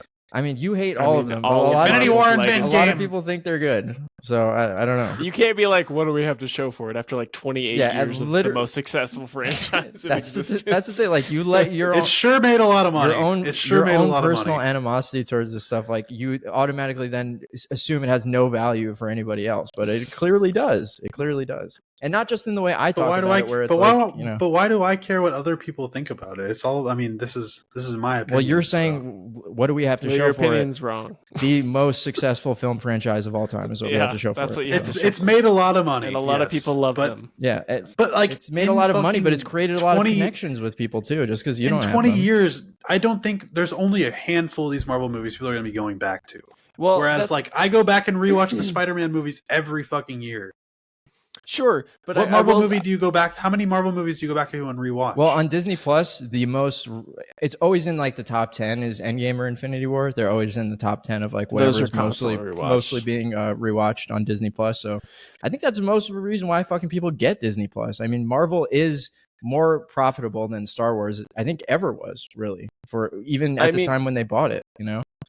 Like, say what you will, Nick, but like you can't deny like it's something having such a connection to people and people loving it so much that, like you said, there's a lot of mediocre and often bad Marvel movies in the MCU, but there's also good ones, and the good ones were good enough for people to make sure they watched fucking everything, even if they didn't like it, just because they didn't want to miss out. That to me says it's successful. And it connected with enough people. It's successful, yes. I'm not saying it's not successful. I'm saying it's not good. I'm saying To there you, is some to good. you, it's not good. No, objectively to me. Okay, well, Objectively- you're Objectively, in you're my literally opinion. doing Mahler right now. Yeah. My scientific measurement. I just want. I want to be on the record. I want to be on the right side of the record. Okay. I want to be on the right side. You're going to be on the right side of history. Okay. In what way? Saying that DC doing well is going to kill Marvel? I think in 5 years, everybody's gonna have a mentality change and say, "I never liked Marvel, anyways." Yeah, but I mean, that I would think all be everybody's fucking cap if people they have been said saying that. that as well. Like, there's no way that people... Yeah, of course it's gonna be capped, but I will be the first one who's saying it, and I can look back. But to you're this also and a like, fucking liar because you like Thunderbolts, and then 2 weeks later you're like, it actually is trash. no, I rewatched it and I said it's not that good. All I said is it's not that And good. you always It say has a like lot of you always flaws. say the past 13 bad movies in a row. I don't know. I think I'm not going to deny there's been a lot of fucking bad movies in the past 6 years, but there are some that I like. I thought Shang-Chi was good. I thought what's it called, Wakanda Forever was Ethan, good. you have I know you already have them up. Name the last 14 Marvel movies, and we'll say whether we like them or I was gonna pull not. him up, and then he put the pressure on me, and I just. We'll say whether we like All them or right, not. We'll give them we'll give them a Nick and Ethan, or double Nick and Ethan thumbs up or thumbs down. Starting from after Endgame. Then what would that be? Everything after Endgame. Okay, That's everything No Way after Home? Endgame. No Way Home is the first one. Starting with actually Far From Home, but that apparently was the end of Phase 3, even though Endgame should technically be the last one. Well, that counts. That's after Endgame. What did you like that? Okay, Nick? fine. Spider-Man: Far From Home, Black Widow. No, Or should we just go Wait, in- no, go one in- at a time. yeah, One at a okay, time. One at a time. Okay. Thumbs up, thumbs down. Spider-Man: Far From Home. I don't like that movie. I'm gonna say I liked it when I saw it, but I also don't ever think about it again. I'm not really a fan of that movie either. I don't like that one. Okay. Black Widow. Big thumbs down. I I can't hate remember that. I didn't anything like that movie. Yeah. Shang-Chi and the Legend of the Ten Rings. I like that haven't movie. seen it. I like that one. That movie was actually watchable. I'll give it a pass. That was good. Eternals. Fucking We got Druig. dog shit. bad Druig movie. was right. Fucking dog shit. Bad movie. That was the first time Marvel tried to do art house cinema, right? Yeah. Oh, what a fucking mistake that was. God damn. All right. Spider-Man: No Way Home. I think it was a fun event film, but man, it is horrible on rewatch. I will never rewatch that movie again. It is so painfully made for a movie theater, but not in a good way. I didn't really love it coming out of the theater. Honestly, the nostalgia shit worked on me. Like, I was like, dude, Toby's back. I was so happy. I enjoyed it in Norman theater. was great. Yeah, Willem Dafoe was It amazing. was a fun theater experience. Yeah. But I didn't. It's not a good movie. Yeah. Doctor Strange in the Multiverse of Madness. Didn't see it. Fucking hated. I that like movie. this one more than most people. I don't know if I would I give it think like a it full-throated was pretty thumbs up, mixed. but it was okay. It was fine. I feel like a lot of like cine snobs were like, and Sam Raimi fans were like, "You guys are all just weird. This was fun." Yeah. Thor: Love and Thunder. Terrible. I didn't watch it. That might be the worst I've heard Marvel that's movie, the worst actually. one. I think that is the worst one. Black Panther: Wakanda Forever. This was good. I don't know I if you didn't guys really saw like this. it. I like this one. I I watched liked it. bits of it, but I didn't love it. I'm like very split on it. It's like to a be 6 fair, for like me. I think they were put in a very rough situation for this Oh, film. yeah. Yeah. So like, It's a tough. Oh yeah, an impossible situation to deal with. Yeah. Like I could not imagine. so I don't know. I don't like it, but I also don't necessarily hold this one. Because what do you even against do Okay. to like fix it? You know? Yeah, yeah. exactly. So that was phase 5 or phase 4. Now on to phase 5, we have Ant-Man and the Wasp: Quantumania. I did not watch it. Very bad. I've heard One it. of the worst very things I've bad. ever seen in Very, my very life. bad. It's a movie so bad it caused Michael Douglas to retire from acting. And Evangeline Lilly. Yeah, she's out too, I heard. Evangeline Lilly. And then right after that was Guardians of the Galaxy Volume 3. Genuinely phenomenal Great. movie. Didn't watch Great it. movie. Can't. You I'm gotta sure it's watch good. it. But Nick's be like, well, that doesn't count because that's James Gunn's goddamn, so it doesn't fucking matter. Because James Gunn is different. I'm sure it's good. Okay. The Marvels. Pretty, watch I fucking hated that fucking movie. bad, I yeah. hate watch that movie. Yeah, pretty bad. Deadpool and Wolverine. I didn't watch this. I Literally you fucking. guys terrible. I didn't like this. but it has to be noted that a lot of fucking people love this movie. It worked for Okay. a Made lot of people. money. Yeah, it Made a did lot of its No, money. but job. Nick, it didn't just make a lot of money. People fucking love this People thing. like it, People dude. love this movie. They did. It's one of those annoying movies where people will go online and be like, if you didn't like it, Deadpool I'm gonna make a Wolverine, name you're for just myself. a hater. I'm gonna make a name for myself. Like you're just trying to be special if you didn't like Deadpool Wolverine. That Like, was when fun. you know it's that Wait, big, you didn't like Channing It's Tatum? You bad. didn't like Channing Tatum in this movie? I thought he was funny. I think it was funny. There was moments Cool, of the about to make movie. a I think name for myself. Channing Tatum's always funny. When he's like, I shot out of my but- daddy's dick ready or whatever. That's shit he says. That was Oh my pretty God, funny. he's big already in his Yeah. Cajun accent. Yeah. And then following that was Captain America: Brave New World, which was so boring and Bad. forgettable. literally fucking Bad. terrible. Remember when Harrison Bad. Ford turned red? Yeah. Bad. Yep. And then Thunderbolts, which we just recently talked about. Which I I liked it. Now that we're hearing all of them laid out like this, that's my favorite one. That's my favorite post Endgame one, I think. More than Guardians 3? No, I don't know. It's close. What did I give the pass on 2 of them? Yeah, I think. Yeah. I think I gave a pass like 2 or Ant-Man 4. 3, you love Thor: Love and Thunder, and you loved Eternals. Okay. And then upcoming. But you see what I'm saying, dude? Like, they don't know what the I fuck they're understand. doing. You've got a point, yeah. Yeah, no, I mean, I just think it's a little hyperbolic to say they've all sucked because I don't think they have. I don't think should they've we all compare? sucked. Should we compare the previous output of the previous 3 phases Yes. and let's see do what that. the consistency is? All right. Phase 1, Iron Man 1, fucking great. Great. Amazing. Incredible Hulk, not great. I love that movie. I like I it. love that I movie. wouldn't I say don't it's as think good it's as that Iron good. Man, but it's definitely better than like I thought 90% of the. I thought Edward Norton was in a. Yeah. Yeah. Great, Iron Man Bruce 2, Banner. pretty mid. I don't and like I actually this liked one. it. I don't like this one. That at one all. actually is like very it. much a Avengers setup movie. I like when he's like, "Give me my board." I like that part. Give me my board. Yeah. And then Thor, which it's fine. Terrible. It's pretty Fucking mid terrible. and bad.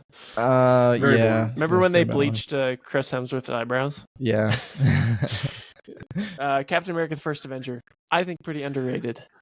I actually like it a I lot. love I the think first half of this I movie like so much. It's so great. I love the ending though. The ending is so good. The ending the is final great. line. Yeah. So good. There's a lot to love about that movie. It's just There's, like, the, great the whole- moments. the Red Skull. Once he's like fully Steve Rogers, I was like, all right, this kind of sucks. But the entire Skinny Steve section is amazing. One of my favorite like first acts. Yeah, when of a he Marvel jumps movie. on the grenade. Yeah, Yeah. great Yeah. stuff. And then followed the first Avengers, which I think I like it, and it was a I big didn't moment like in it. time in history. But I don't think it's a great movie. I think it's good. I think it is actually a really well written movie. I think it is. I did not enjoy this movie at all. Even at the time, you didn't like it. No, I really didn't like the Avengers, and I really, really hated the second Avengers movie. Well, that one's not as good, but I think the first one's pretty legit. I think Loki's great. didn't really Loki's enjoy great. it. The team dynamics are I great. think I it was like I was like fully on the Marvel hype train until I saw the Avengers, and I was just like, I don't know if I really like this very much. You're like opposite, man. Everyone else was like, I don't know about this Marvel stuff, and then Avengers. Everyone's like, yes, and Nick's like, I'm leaving the party now. I'm leaving the party I'm at out of 9. Yeah. No, All right. yeah, it kind of killed the excitement for me. On to phase 2, we have Iron Man 3. I That one's I very love this one. controversial. I I like really it. love this. I one. love it. I love Iron Man 3. I like it. Yeah.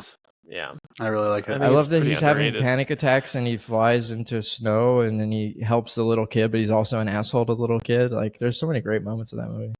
There's like a whole fight scene where he fights without a suit, which is pretty cool. Yeah, good. That's Yeah. a good one.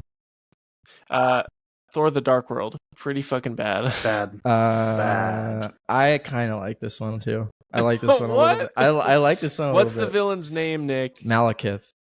Fuck. Never mind. His name. I He's thought a you were gonna he's be a able to do dark it. he's a dark He's elf. a dark elf. Because the beginnings, it feels like a space opera, Lord of the Rings prequel kind of thing, or A little bit, like yeah. a prologue. So I don't know. I like It was like a- dark elves and shit like it was- that. Like, you know, Fantasy. Yeah. These Tropes, movies were really annoying for me because I really thought Chris Hemsworth was like a good Thor, and I was just like, I just don't enjoy anything that's happening in these movies. yeah. What's next? Captain America: The Winter Soldier, fucking banger. I love the Winter Soldier. Yeah, Winter Soldier's great. I don't love it as much as everyone else. I think. I But like it's the definitely first- not. I like the first It's not one my more. favorite one, but I really like it for sure. I think it's so good. Is this I your love seeing that's this your one. favorite MCU movie, Ethan? Maybe ask me when I've thought about it. And I haven't. I like it. It's probably top 5. I didn't like it that much. Guardians of the Galaxy 1. Really Yeah, That liked was good. the first I like love big the- swing for Marvel of like, let's do something weird that no one's heard of. Yeah. the first one. I liked it more than the second by far. No, I think it's my least favorite of the 3 actually, Same. but I still really like it. I love the setup. The whole entire like first like 45 minutes of this movie is just fucking. Well, it just amazing kind to of me. has the worst villain. That's kind of the only thing that Yeah. really sucks about it. Yeah, but even every like the prison sequences Mhm. and like the build up, like how the team is actually like built up and how they like form those relationships. Like I thought it was done so well. That's true. That's true. I just think about Ronan versus Ego and whatever the other guy was, High Evolutionary. I'm like, he's definitely the weakest I agree, part of the whole thing. But even still, like the final fight sequence, like it's done so well, and like Groot like sacrificing himself and everything. Like I don't know. I think they did, even with like a weak villain. I think they handled everything pretty fucking Yeah. well. I did see a post that was like, damn, James Gunn really heard the criticisms like, Ronan's such a lame villain. The villain of this movie sucks, and he just never made that mistake again. Oh, wait, before you go to the next one, in that same video, Yeah. guys, I was telling you about, he was talking about the creation of the narrative for the Infinity Stones, and he was like, oh yeah, he wrote it in like 2 minutes. yeah, he right? was like, because I always assumed that was Kevin Feige's thing. Like, oh, the Infinity Stones are super important. Like, we got to make sure this one is in this movie, and then all this, the Tesseract or whatever the fuck. But a he's lot like, of it was retconning. yeah, he was like, no, we had to change the color of one because they were like, actually, the one in Thor Dark World is red, and you made yours red. The red liquid. We're gonna make the red stone. Yeah. So the purple stone in this, which is the Power Stone, it was originally red, and they were like, "Can you make it a different color?" Yeah, it's very haphazardly put together. I think he said he's like, I wrote that little monologue from the creator, being like, "The stones were created by space combining," and he's like, "I did that in like 15 minutes and sent it off," and they're like, "Yep, it's good." And then following that, which I think is probably currently the worst Avengers movie, Age of Ultron. Yeah, but there are moments I of hate this it. movie that are good. Like, do you remember? I think the Hulkbuster Iron Man fight, or the Hulkbuster Hulk fight, is really good. Then the I hate it all. whole scene with them at the party when they're like all just hanging out. That's a fun scene. Ultron is just kind of whatever. Great performance by what's his name? Is Just that way James too Woods? comedic. James Wan. James. No, No, it's I not. don't know. It's James Woods. I think. I'm pretty sure it's James Woods. It's not David oh, Spader. Is it James Woods? Oh yeah. It's David Spader. No, is it David? Who the fuck is David Spader? Not David Spader. James Spader. James Spader. It's not James David Spader, Spade is though. from Grown Ups. It's I don't fucking know. It's Pa Kent. Yeah, James. I don't know his James name. Spader is the British actor. guy. Yeah, James Spader. He's in The Office. Yeah. Yeah. James Yeah, Woods. I No. think his performance is good, but I think the writing is too annoying. Where it's like, well, clearly you've never owned an air fryer. He beat me by don't 1 know. second when he's like they're equipping together, because Yeah. Ultron's like I Tony almost Stark's made that baby. quip. He's like Tony Stark's baby. He's the Tony Stark's mind and an AI. His mind baby. Yeah, but that is And that's also the first- yeah. agreed, worst Avengers movie for sure. I Yeah. think it's the least. It felt like they just went like, let's just make the first one again, but bigger. Yeah. And that's kind of all. And then now it's robots. Yeah. Robots. And then ending out phase 2 is Ant-Man from Edgar Wright, sort of. I actually I enjoyed like it. this one too. I yeah. think I think I it's wish solid. Edgar Wright would have completed his vision on it, because Yeah. it definitely didn't feel Edgar Wrighty enough. It felt like it had like little snippets of him in there, Mhm. but it could have Yeah. been more stylish. Also, we were talking about helmets and like nanotech. There's a whole scene where he's arrested in the back of a car and he has to like squeeze his way into the helmet to be able to shrink out of the handcuffs. And I'm like, you won't get that scene with nanotech. It just like doesn't Yeah. exist. You can't have that conflict. Yeah. Underrated. It could have been better, but I think I think Paul Rudd's great though. That was. Because he I was feel like planning. most people go to that one as like, oh, Marvel, like this is all these mid movies, but I feel like that one is actually pretty good. I think It's solid. it's cool that Paul Rudd in that movie, what's his name, Scott Lang, is he's like he's not a just good ass dude like Chris Evans. He's just he's just Joe Schmo who's good at breaking into things. he's like he's basically a criminal, and he's like maybe those people can be superheroes too. Like I thought Yeah. even that in and of itself was pretty cool. Yeah, I think they could have leaned into it further. I think he was kind of like a good guy at heart at all times. But Yeah, because his crime was like, oh, I actually like, what did he do? He broke into some billionaire. Didn't he like steal a bunch of money from like a Ponzi scheme and then give it back to everyone they stole it from? So even that, you're right. He's Robin Hood crime. Yeah. All right, and then that's the end of Phase 2. Phase 3 starts with Captain America: Civil War. I hate it. I don't love it on like rewatch when I think about it again. I think it's all right. I think it was pretty great for what it needed to be. It very much feels just like an Avengers movie to me. I will say, I think it's a pretty interesting way to get them angry at each other. I think even to this day, it sparks arguments with people like who was right in that movie, Tony Stark or Steve Rogers. And I think that, that's kind of impressive. It felt very forced to me. I think if you're not an idiot, it's very obviously Captain America's in the right. No, it's the opposite. It's literally the opposite, I think. I don't think so. Because, dude, all right, well, it's hard. Should we do this for a couple minutes? Sure. Just go. Wait, no. Explain why you think it's obviously Captain America. Because I actually feel like the exact opposite. I just remember when I watched it, I was like, why would anyone agree with Tony Stark? Well, Tony Stark's whole position is Tony Stark seemed like he was being an asshole. He was like a corporate shill. No, but it's not. It's like when your parents are like, "It's wrong because I said so." No, that's kind of how his position was. His whole thing is we can't operate with total autonomy without, go ahead from the governments of the world. They were going to be put under the control of a UN panel that was going to decide whether they needed to go somewhere and like how many of there were going to be. They were going to be controlled by not one single country, which I think is important because if they just became like a paramilitary organization of America or some other place, like that would be bad. But it's the UN. It's like 100 and fucking whatever countries that are deciding whether they need to be at a global event, which I think that's a good idea. If that was like, because I think about in the real world, if we had the fucking Avengers, I wouldn't want them to just be like, well, Captain America said this is what we should do, so we should do that. Like, I would want a little bit more oversight. I think that's pretty fair. No? I think maybe it's because I've read the comic that inspired the movie, but I think the conflict works so much better in that where it's the mutant registry, right?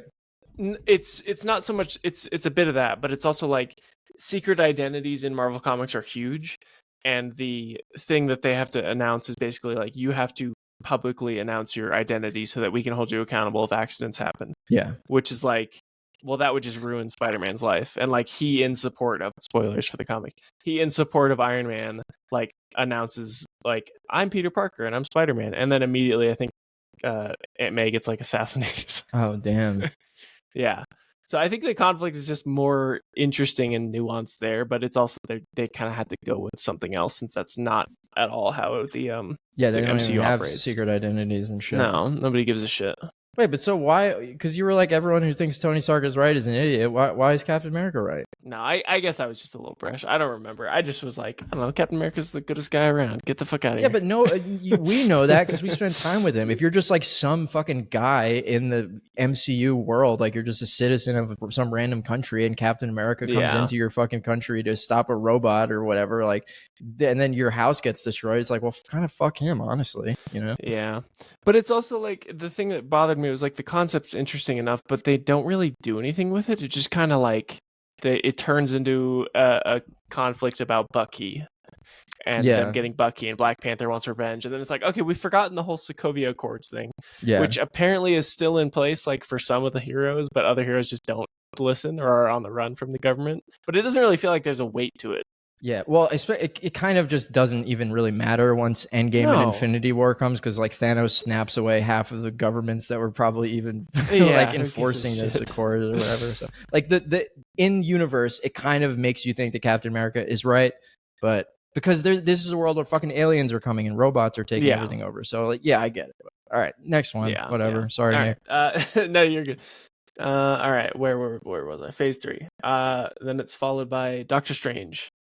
I think it's okay. I like the first one. I think this had a lot of really cool visual effects. It kind of took the bendy, trippy skyscraper shit from Inception and was like, we're going to turn that up to like 150, That was pretty cool. I just don't like how it kind of made magic seem very like basic. Like it was like, we have karate with sparks and we can open portals, and that was all the magic felt like. compared to Doctor Strange comics, it definitely It's lame. was very tame. The coolest shit you get out of Doctor Strange is the Thanos fight, where he's like summoning like clones and like pulling out the Crimson Band and all this cool shit, turning offensive attacks into butterflies. I'm like, that's the shit I want to see in the Doctor Strange movie. Nick, what movie is And I that didn't in? really get any of that. What movie was that in? What? The cool fight that Ethan was just talking about. The really awesome fight that he was just talking about. Fucking Endgame, dude. I'm no, sorry. it's not. It's an Infinity War. Oh. I fucking don't watch these movies. You dude. don't? I will not rewatch you remember all of them, and you're like, no, that would suck. That was great. I've watched them, and I remember my opinions of them, but I don't rewatch these movies because I was like, these are bad. Why would I rewatch this fucking It seems movie? like you like more than There's some half of them so far. Yeah, but I'll go rewatch those if I'm going to. Okay. I'm not going to watch all of them. That's too much. It's like 40 or it's like 60 something hours to watch all the movie. All right. And then moving on from Doctor Strange, we have Guardians of the Galaxy Volume 2. I think this is my favorite Guardians movie. I like it. I think the the whole emotional with Ego and that whole reveal and like Yondu and the father figure element really worked for me. Yeah, and when the Fleetwood Mac think song all the comes stuff- on at the end. So. Yeah. Dun, dun, dun, dun. You shouldn't have killed my mom and squished my Walkman. I think the whole Kurt Russell bit felt very kind of, I don't know. I loved it. I felt like goofier than the first movie, which I guess is fine. It just I don't feel like I have as much of an attachment. Talk to about it as I do the Nick. first You're talking about James Gunn millennial cringe humor. The worst culprit of that is actually in this movie when Rocket's coming down with Baby Groot, and he's like, he said, "Welcome to the freaking Guardians of the Galaxy." Except didn't say freaking. I was like, that's so dumb. Yeah, that was pretty. Not all the jokes work in it. There's like a whole bit in Guardians 2 where they're like, someone keeps trying to eat their like fruit on their table, and they're like, it's not ripe, and they do that joke like 4 times, and I'm like, this is not funny. Yeah. And also, it's like so. Rocket is supposed to be the most brash one of them all, but he's like, well, I have to censor myself because I'm around who? Because what? You know, it's just like totally breaks the fucking movie basically for him to be like, Yeah. I'm sorry, I can't say fuck. That would be wrong. Could you imagine how cool it would be? He said, "Welcome to the Guardians of the fucking Galaxy." I'd be like, hell yeah. Yeah, because didn't they let Chris Pratt say They let him fuck? say it in the third one. Yeah, in the third one. They Open the just, fucking door. Yeah, that was why that like out of just one time. I think it would have been awesome if they let him say fuck. Yeah, I think a lot of it has to do with the context in which it's used. Yeah, because they want to keep their PG-13 rating. I mean, I saw that James Gunn, like, apparently for the third one, just kind of like sent off the scene and like was like, "Is this okay?" And Kevin Feige's like, "Yeah, that's fine. Go for it." Okay. All right. Phase 3, we're going on from Guardians 2, followed up by the first of the Spider-Man Home trilogy, Spider-Man Homecoming. I really liked it when it came out, but I don't think I've ever thought about it after. It's pretty good. It's pretty good. It's all right. It's an okay movie. The again, I don't like this take on Spider-Man. Where he's I don't super like techie.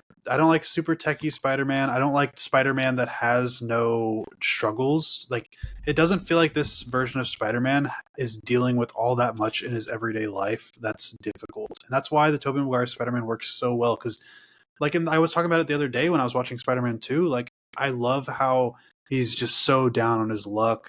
I love that, like, he's having to work this pizza job, and I just wish Tom Holland has it too easy because he has the in with Tony Stark, and it kind of ruins the character. Yeah, I guess that's what they're changing in the fourth one mostly, right?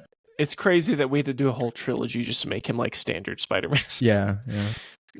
I will say, and it sucks for Tom Holland. Yeah. I think he does have a lot of potential as Spider-Man. I think the thing I do really appreciate about Homecoming, I think it has a genuinely really good villain. I think Michael Keaton's great. Oh yeah. And I also love the plot twist / reveal that, like, of course. Oh yeah, it's his daughter. Where you're like, you wouldn't think about it because she's like half black, but you're like, well, she's half something.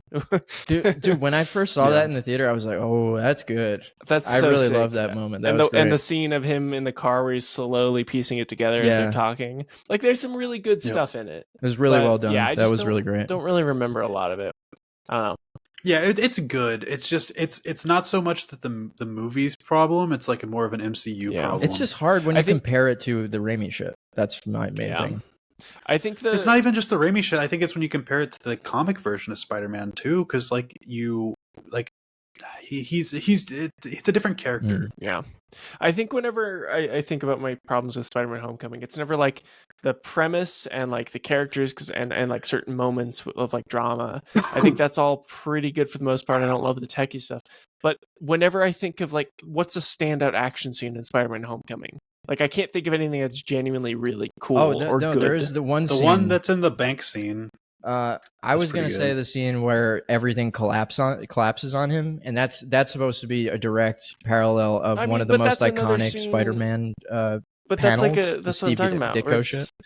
Yeah, that's like a dramatic scene where it's like less about the action, more about him like basically convincing himself like you were Spider-Man, like you can do this, and like less of like standout action sequence. True.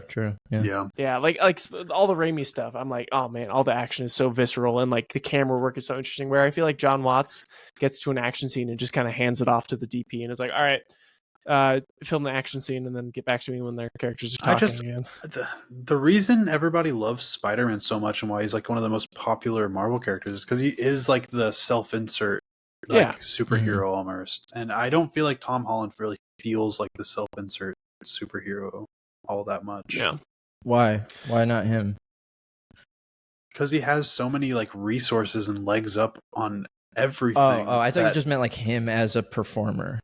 Oh no, I think Tom Holland's great. Like I feel like I have so many negative things to say about his version of Spider-Man, but I genuinely think he's like a great he's great. I mean, he's great in almost everything. You know, I mean, I think one of his main problems in his career now, I'm wondering if like him being in the Odyssey is going to change this at all. But like, he played Spider-Man in Uncharted. Every time I've ever seen him in anything, people kind of just ask him to play Peter Parker, it seems like. In that Devil, what was that movie? Devil All the Time. He was really good. That was a different tone from him, different flavor. But usually it's just like, Peter Parker, blah, blah, blah, you know? Well, he was also in that movie, the other Russo brothers movie that's Cherry. sucked ass. Yeah. Where you get the camera shot in his ass.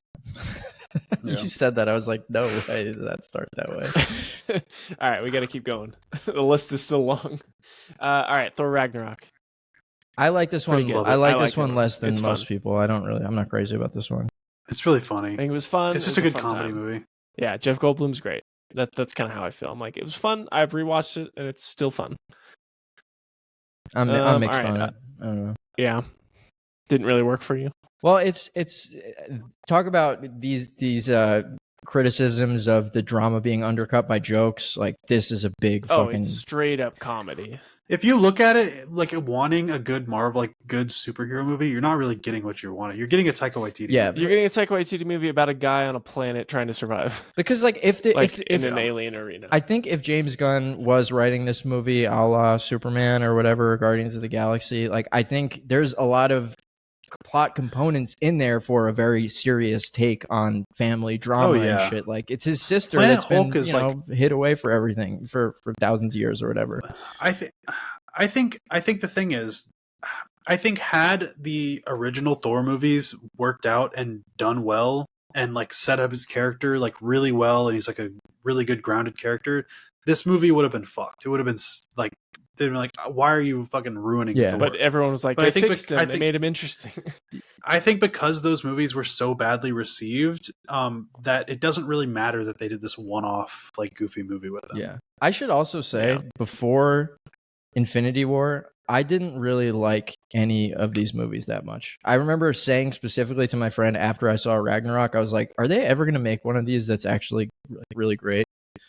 Which is kind of funny to think about now, because I'm probably the biggest offender of Marvel on the podcast, but like at the time I was like, I don't really like this stuff that much. It took like Infinity War and Endgame for me to really buy in, I guess, you know. All right, next up is Black Panther. I also like this one less than most people, I think.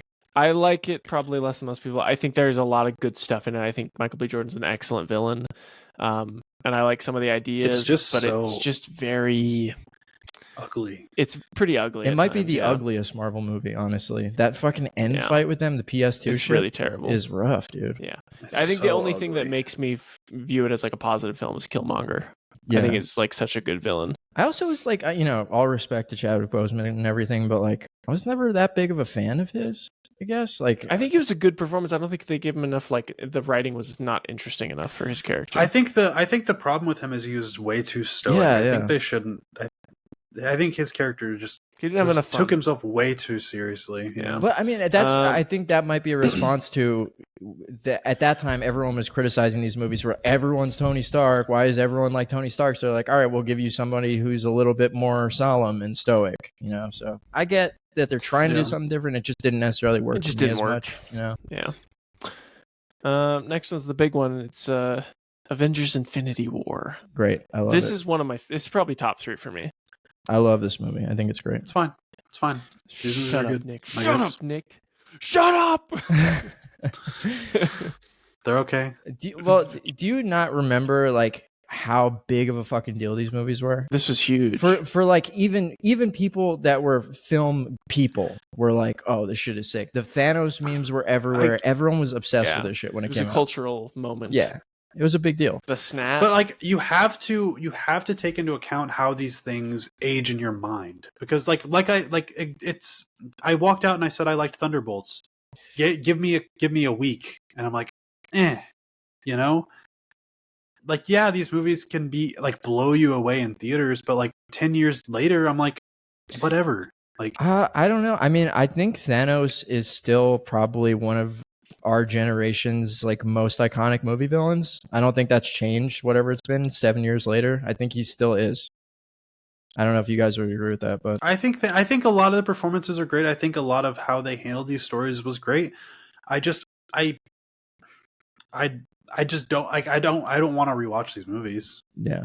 Well, I rewatch Infinity War and Endgame. I think sometimes. Infinity War is just like, it really does feel like just like a big event movie to me. Where I'm like, if you don't know what's happening, get the fuck out of here. Yeah, you're gonna be so confused. I didn't know anything. I wasn't really a fan of this shit. I saw maybe like 2 or I don't know. Like I saw the Avengers movies. I saw like Civil War, maybe a couple of the other ones, and I was like, I went into this not really knowing all the characters or all the lore or whatever, and so I obviously didn't know everyone was getting snapped away. Like I didn't know they were gonna lose at the end, and when I saw that, I was like, That was a what crazy the ending. fuck? Like I really couldn't believe they actually did that, and obviously it gets whatever, it gets overturned, Unsnapped. but in the moment I was like, whoa, that's really fucking cool. I love that.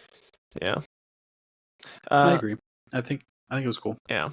All right, Ant-Man and the Wasp. I think this was the first time I was like, this sucks. Yeah.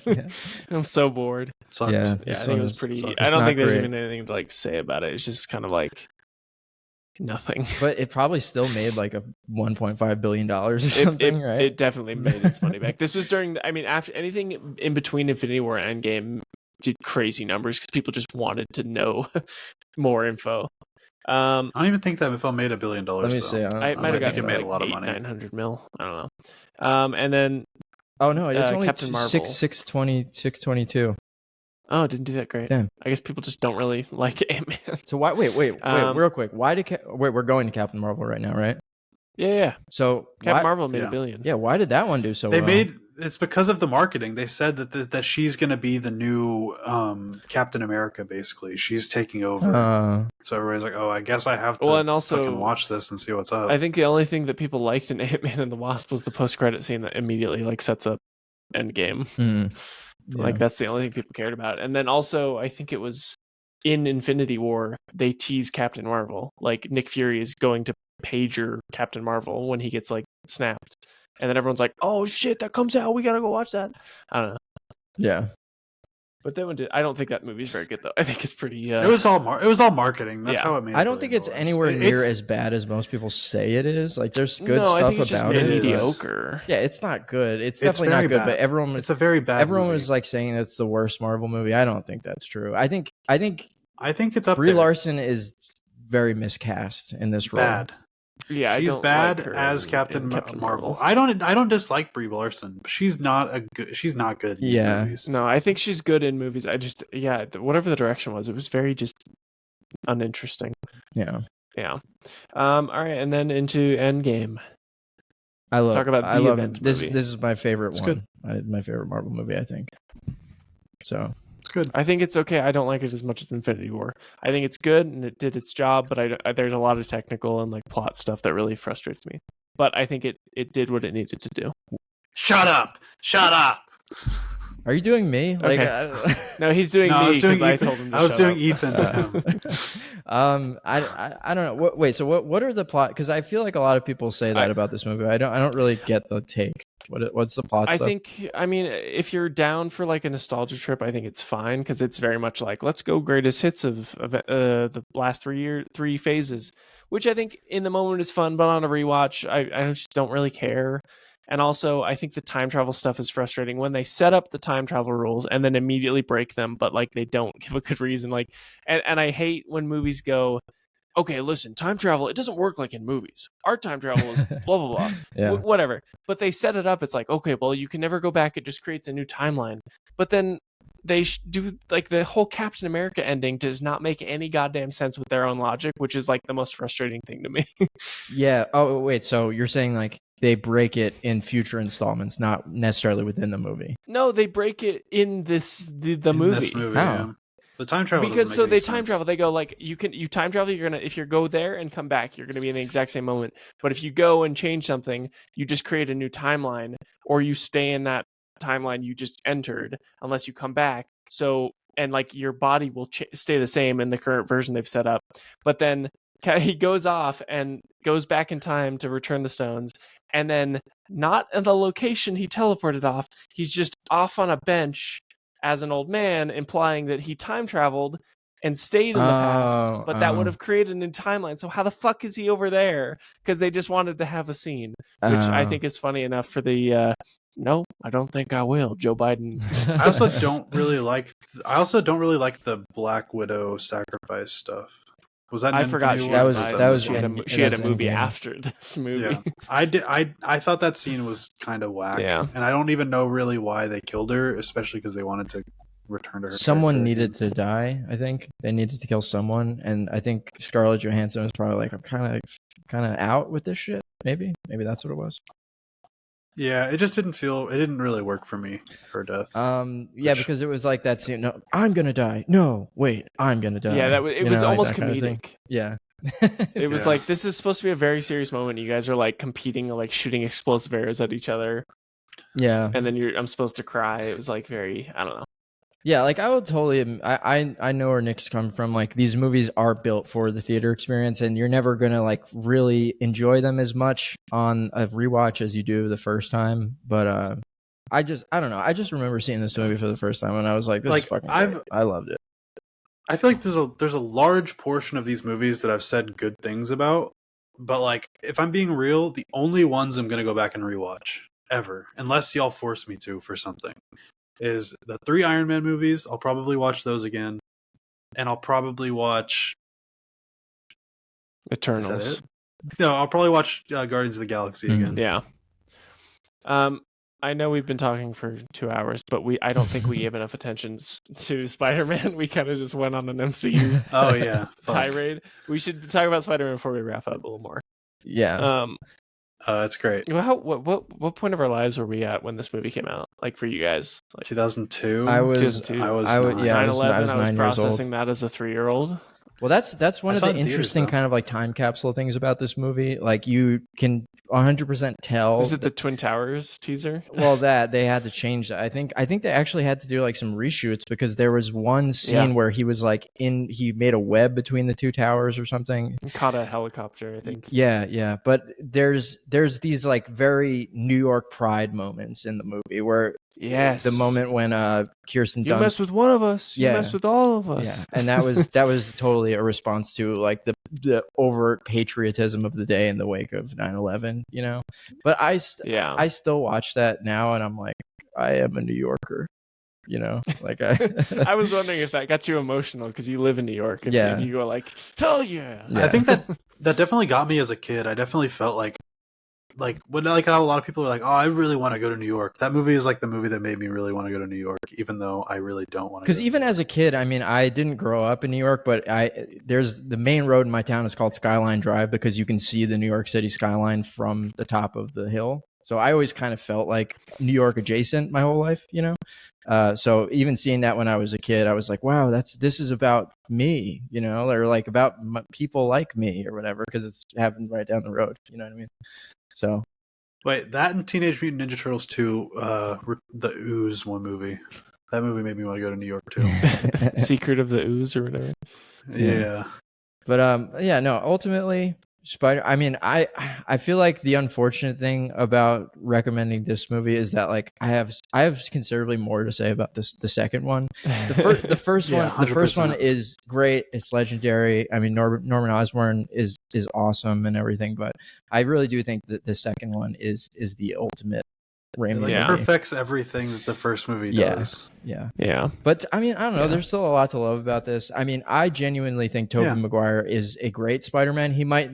Yes. I'm not like a Spider-Man comics nerd or whatever. I've read a couple of them, but like I don't really feel like I know enough to say he's not comic accurate. But from like the Steve Ditko shit that I've looked into, it seems like he is at least like tonally adjacent to that, where he's very Yeah. very conflicted morally. He's kind of awkward. Like I think that's kind of what Ditko was trying to get across most of all with Peter Parker. So I appreciate that, at least, even if he's not like quipping all They the time definitely or whatever the downplay. fuck, They definitely downplay his intelligence a little bit. I Yeah. feel like. Yeah, they don't really show like- a lot of how incredibly intuitive and smart he is. He just feels kind of like an everyman.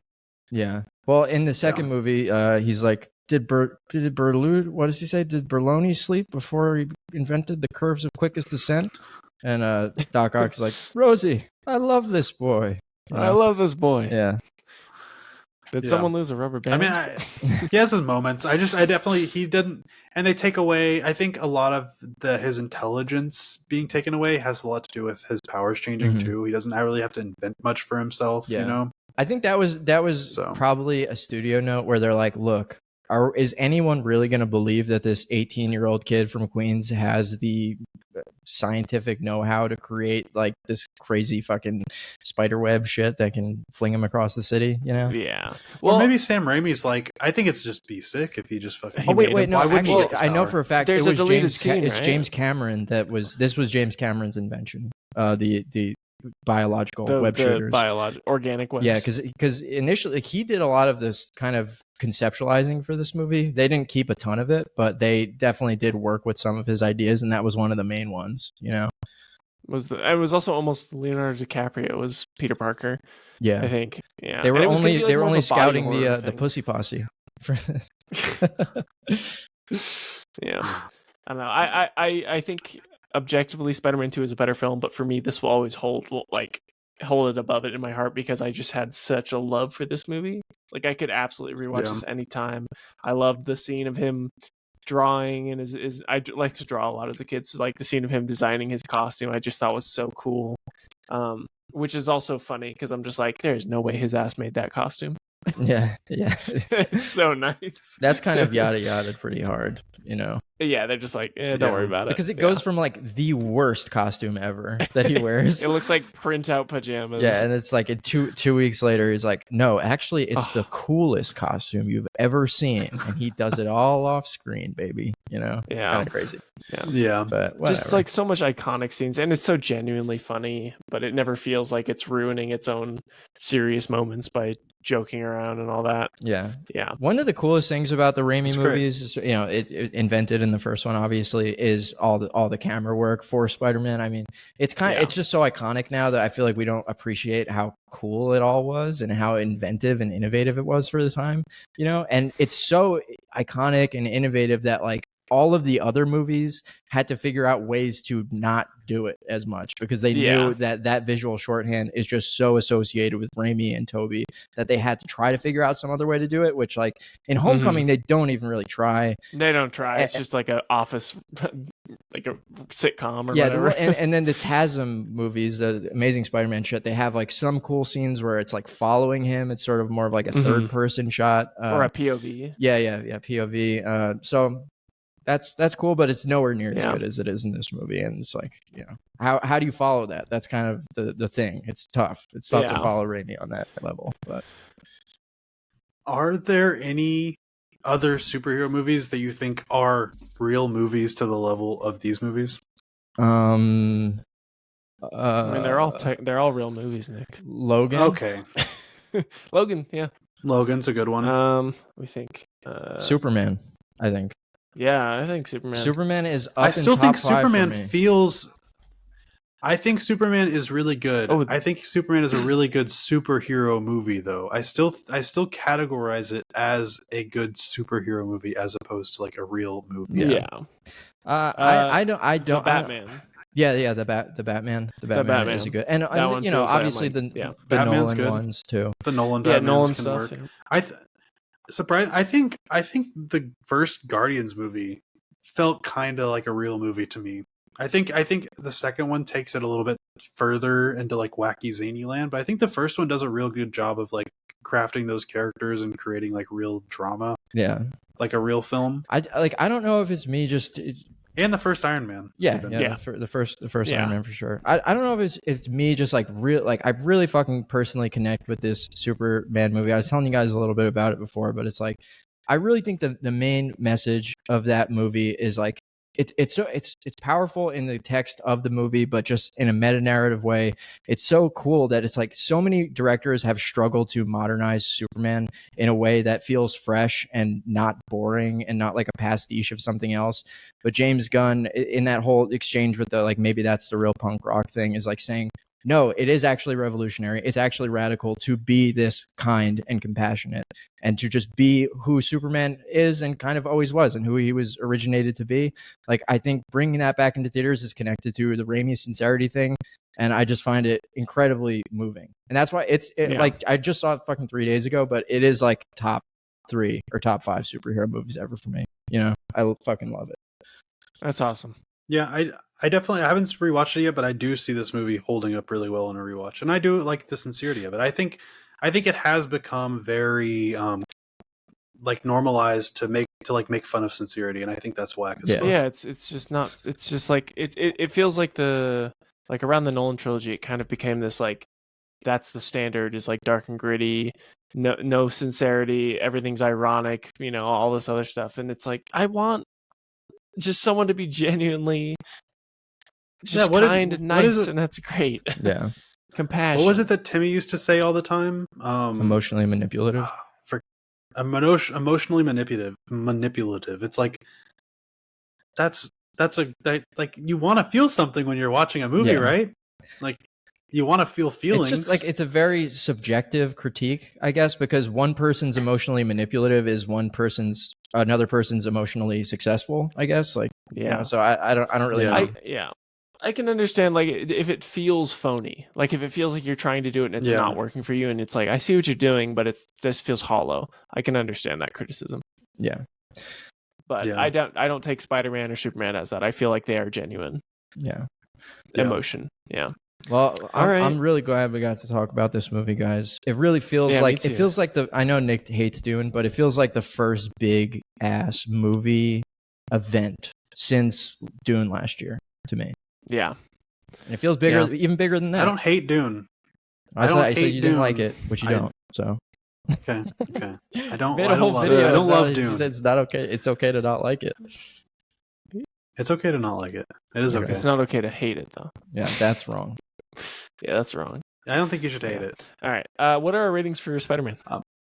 I give it a 8 out of 10. I'm the same boat as you. 8 out of 10. I really love this movie. I probably do an 8.5 but that's because I think I give the second. I'm not gonna. Don't rate the second one yet. If we're gonna talk about it, okay. Yeah. I'll give it like an 8.5. Right. I'm higher than you. Okay, actually, I want to bring this up. Since a while ago, I recommended Constantine, and then I got sick, and then I went on a trip, and that was when it was just the double duo Nick episode. I think next episode, since there's no big release coming out, we're going to talk Constantine finally. But also, for you two, I was just going to use my rec to do Spider-Man 2. Do you guys just want to finish the trilogy next week? Let's do it. Since we've all seen the Spider-Man movies, like it's not like it's going to be a lot of work. Yeah, I don't even need to rewatch them. Fuck yeah, let's do it. Cool, let's do that. I need to rewatch the third one. I rewatched the second one like a week ago before we even talked about this. Cool. I might rewatch the third one too. Yeah, absolutely. All right.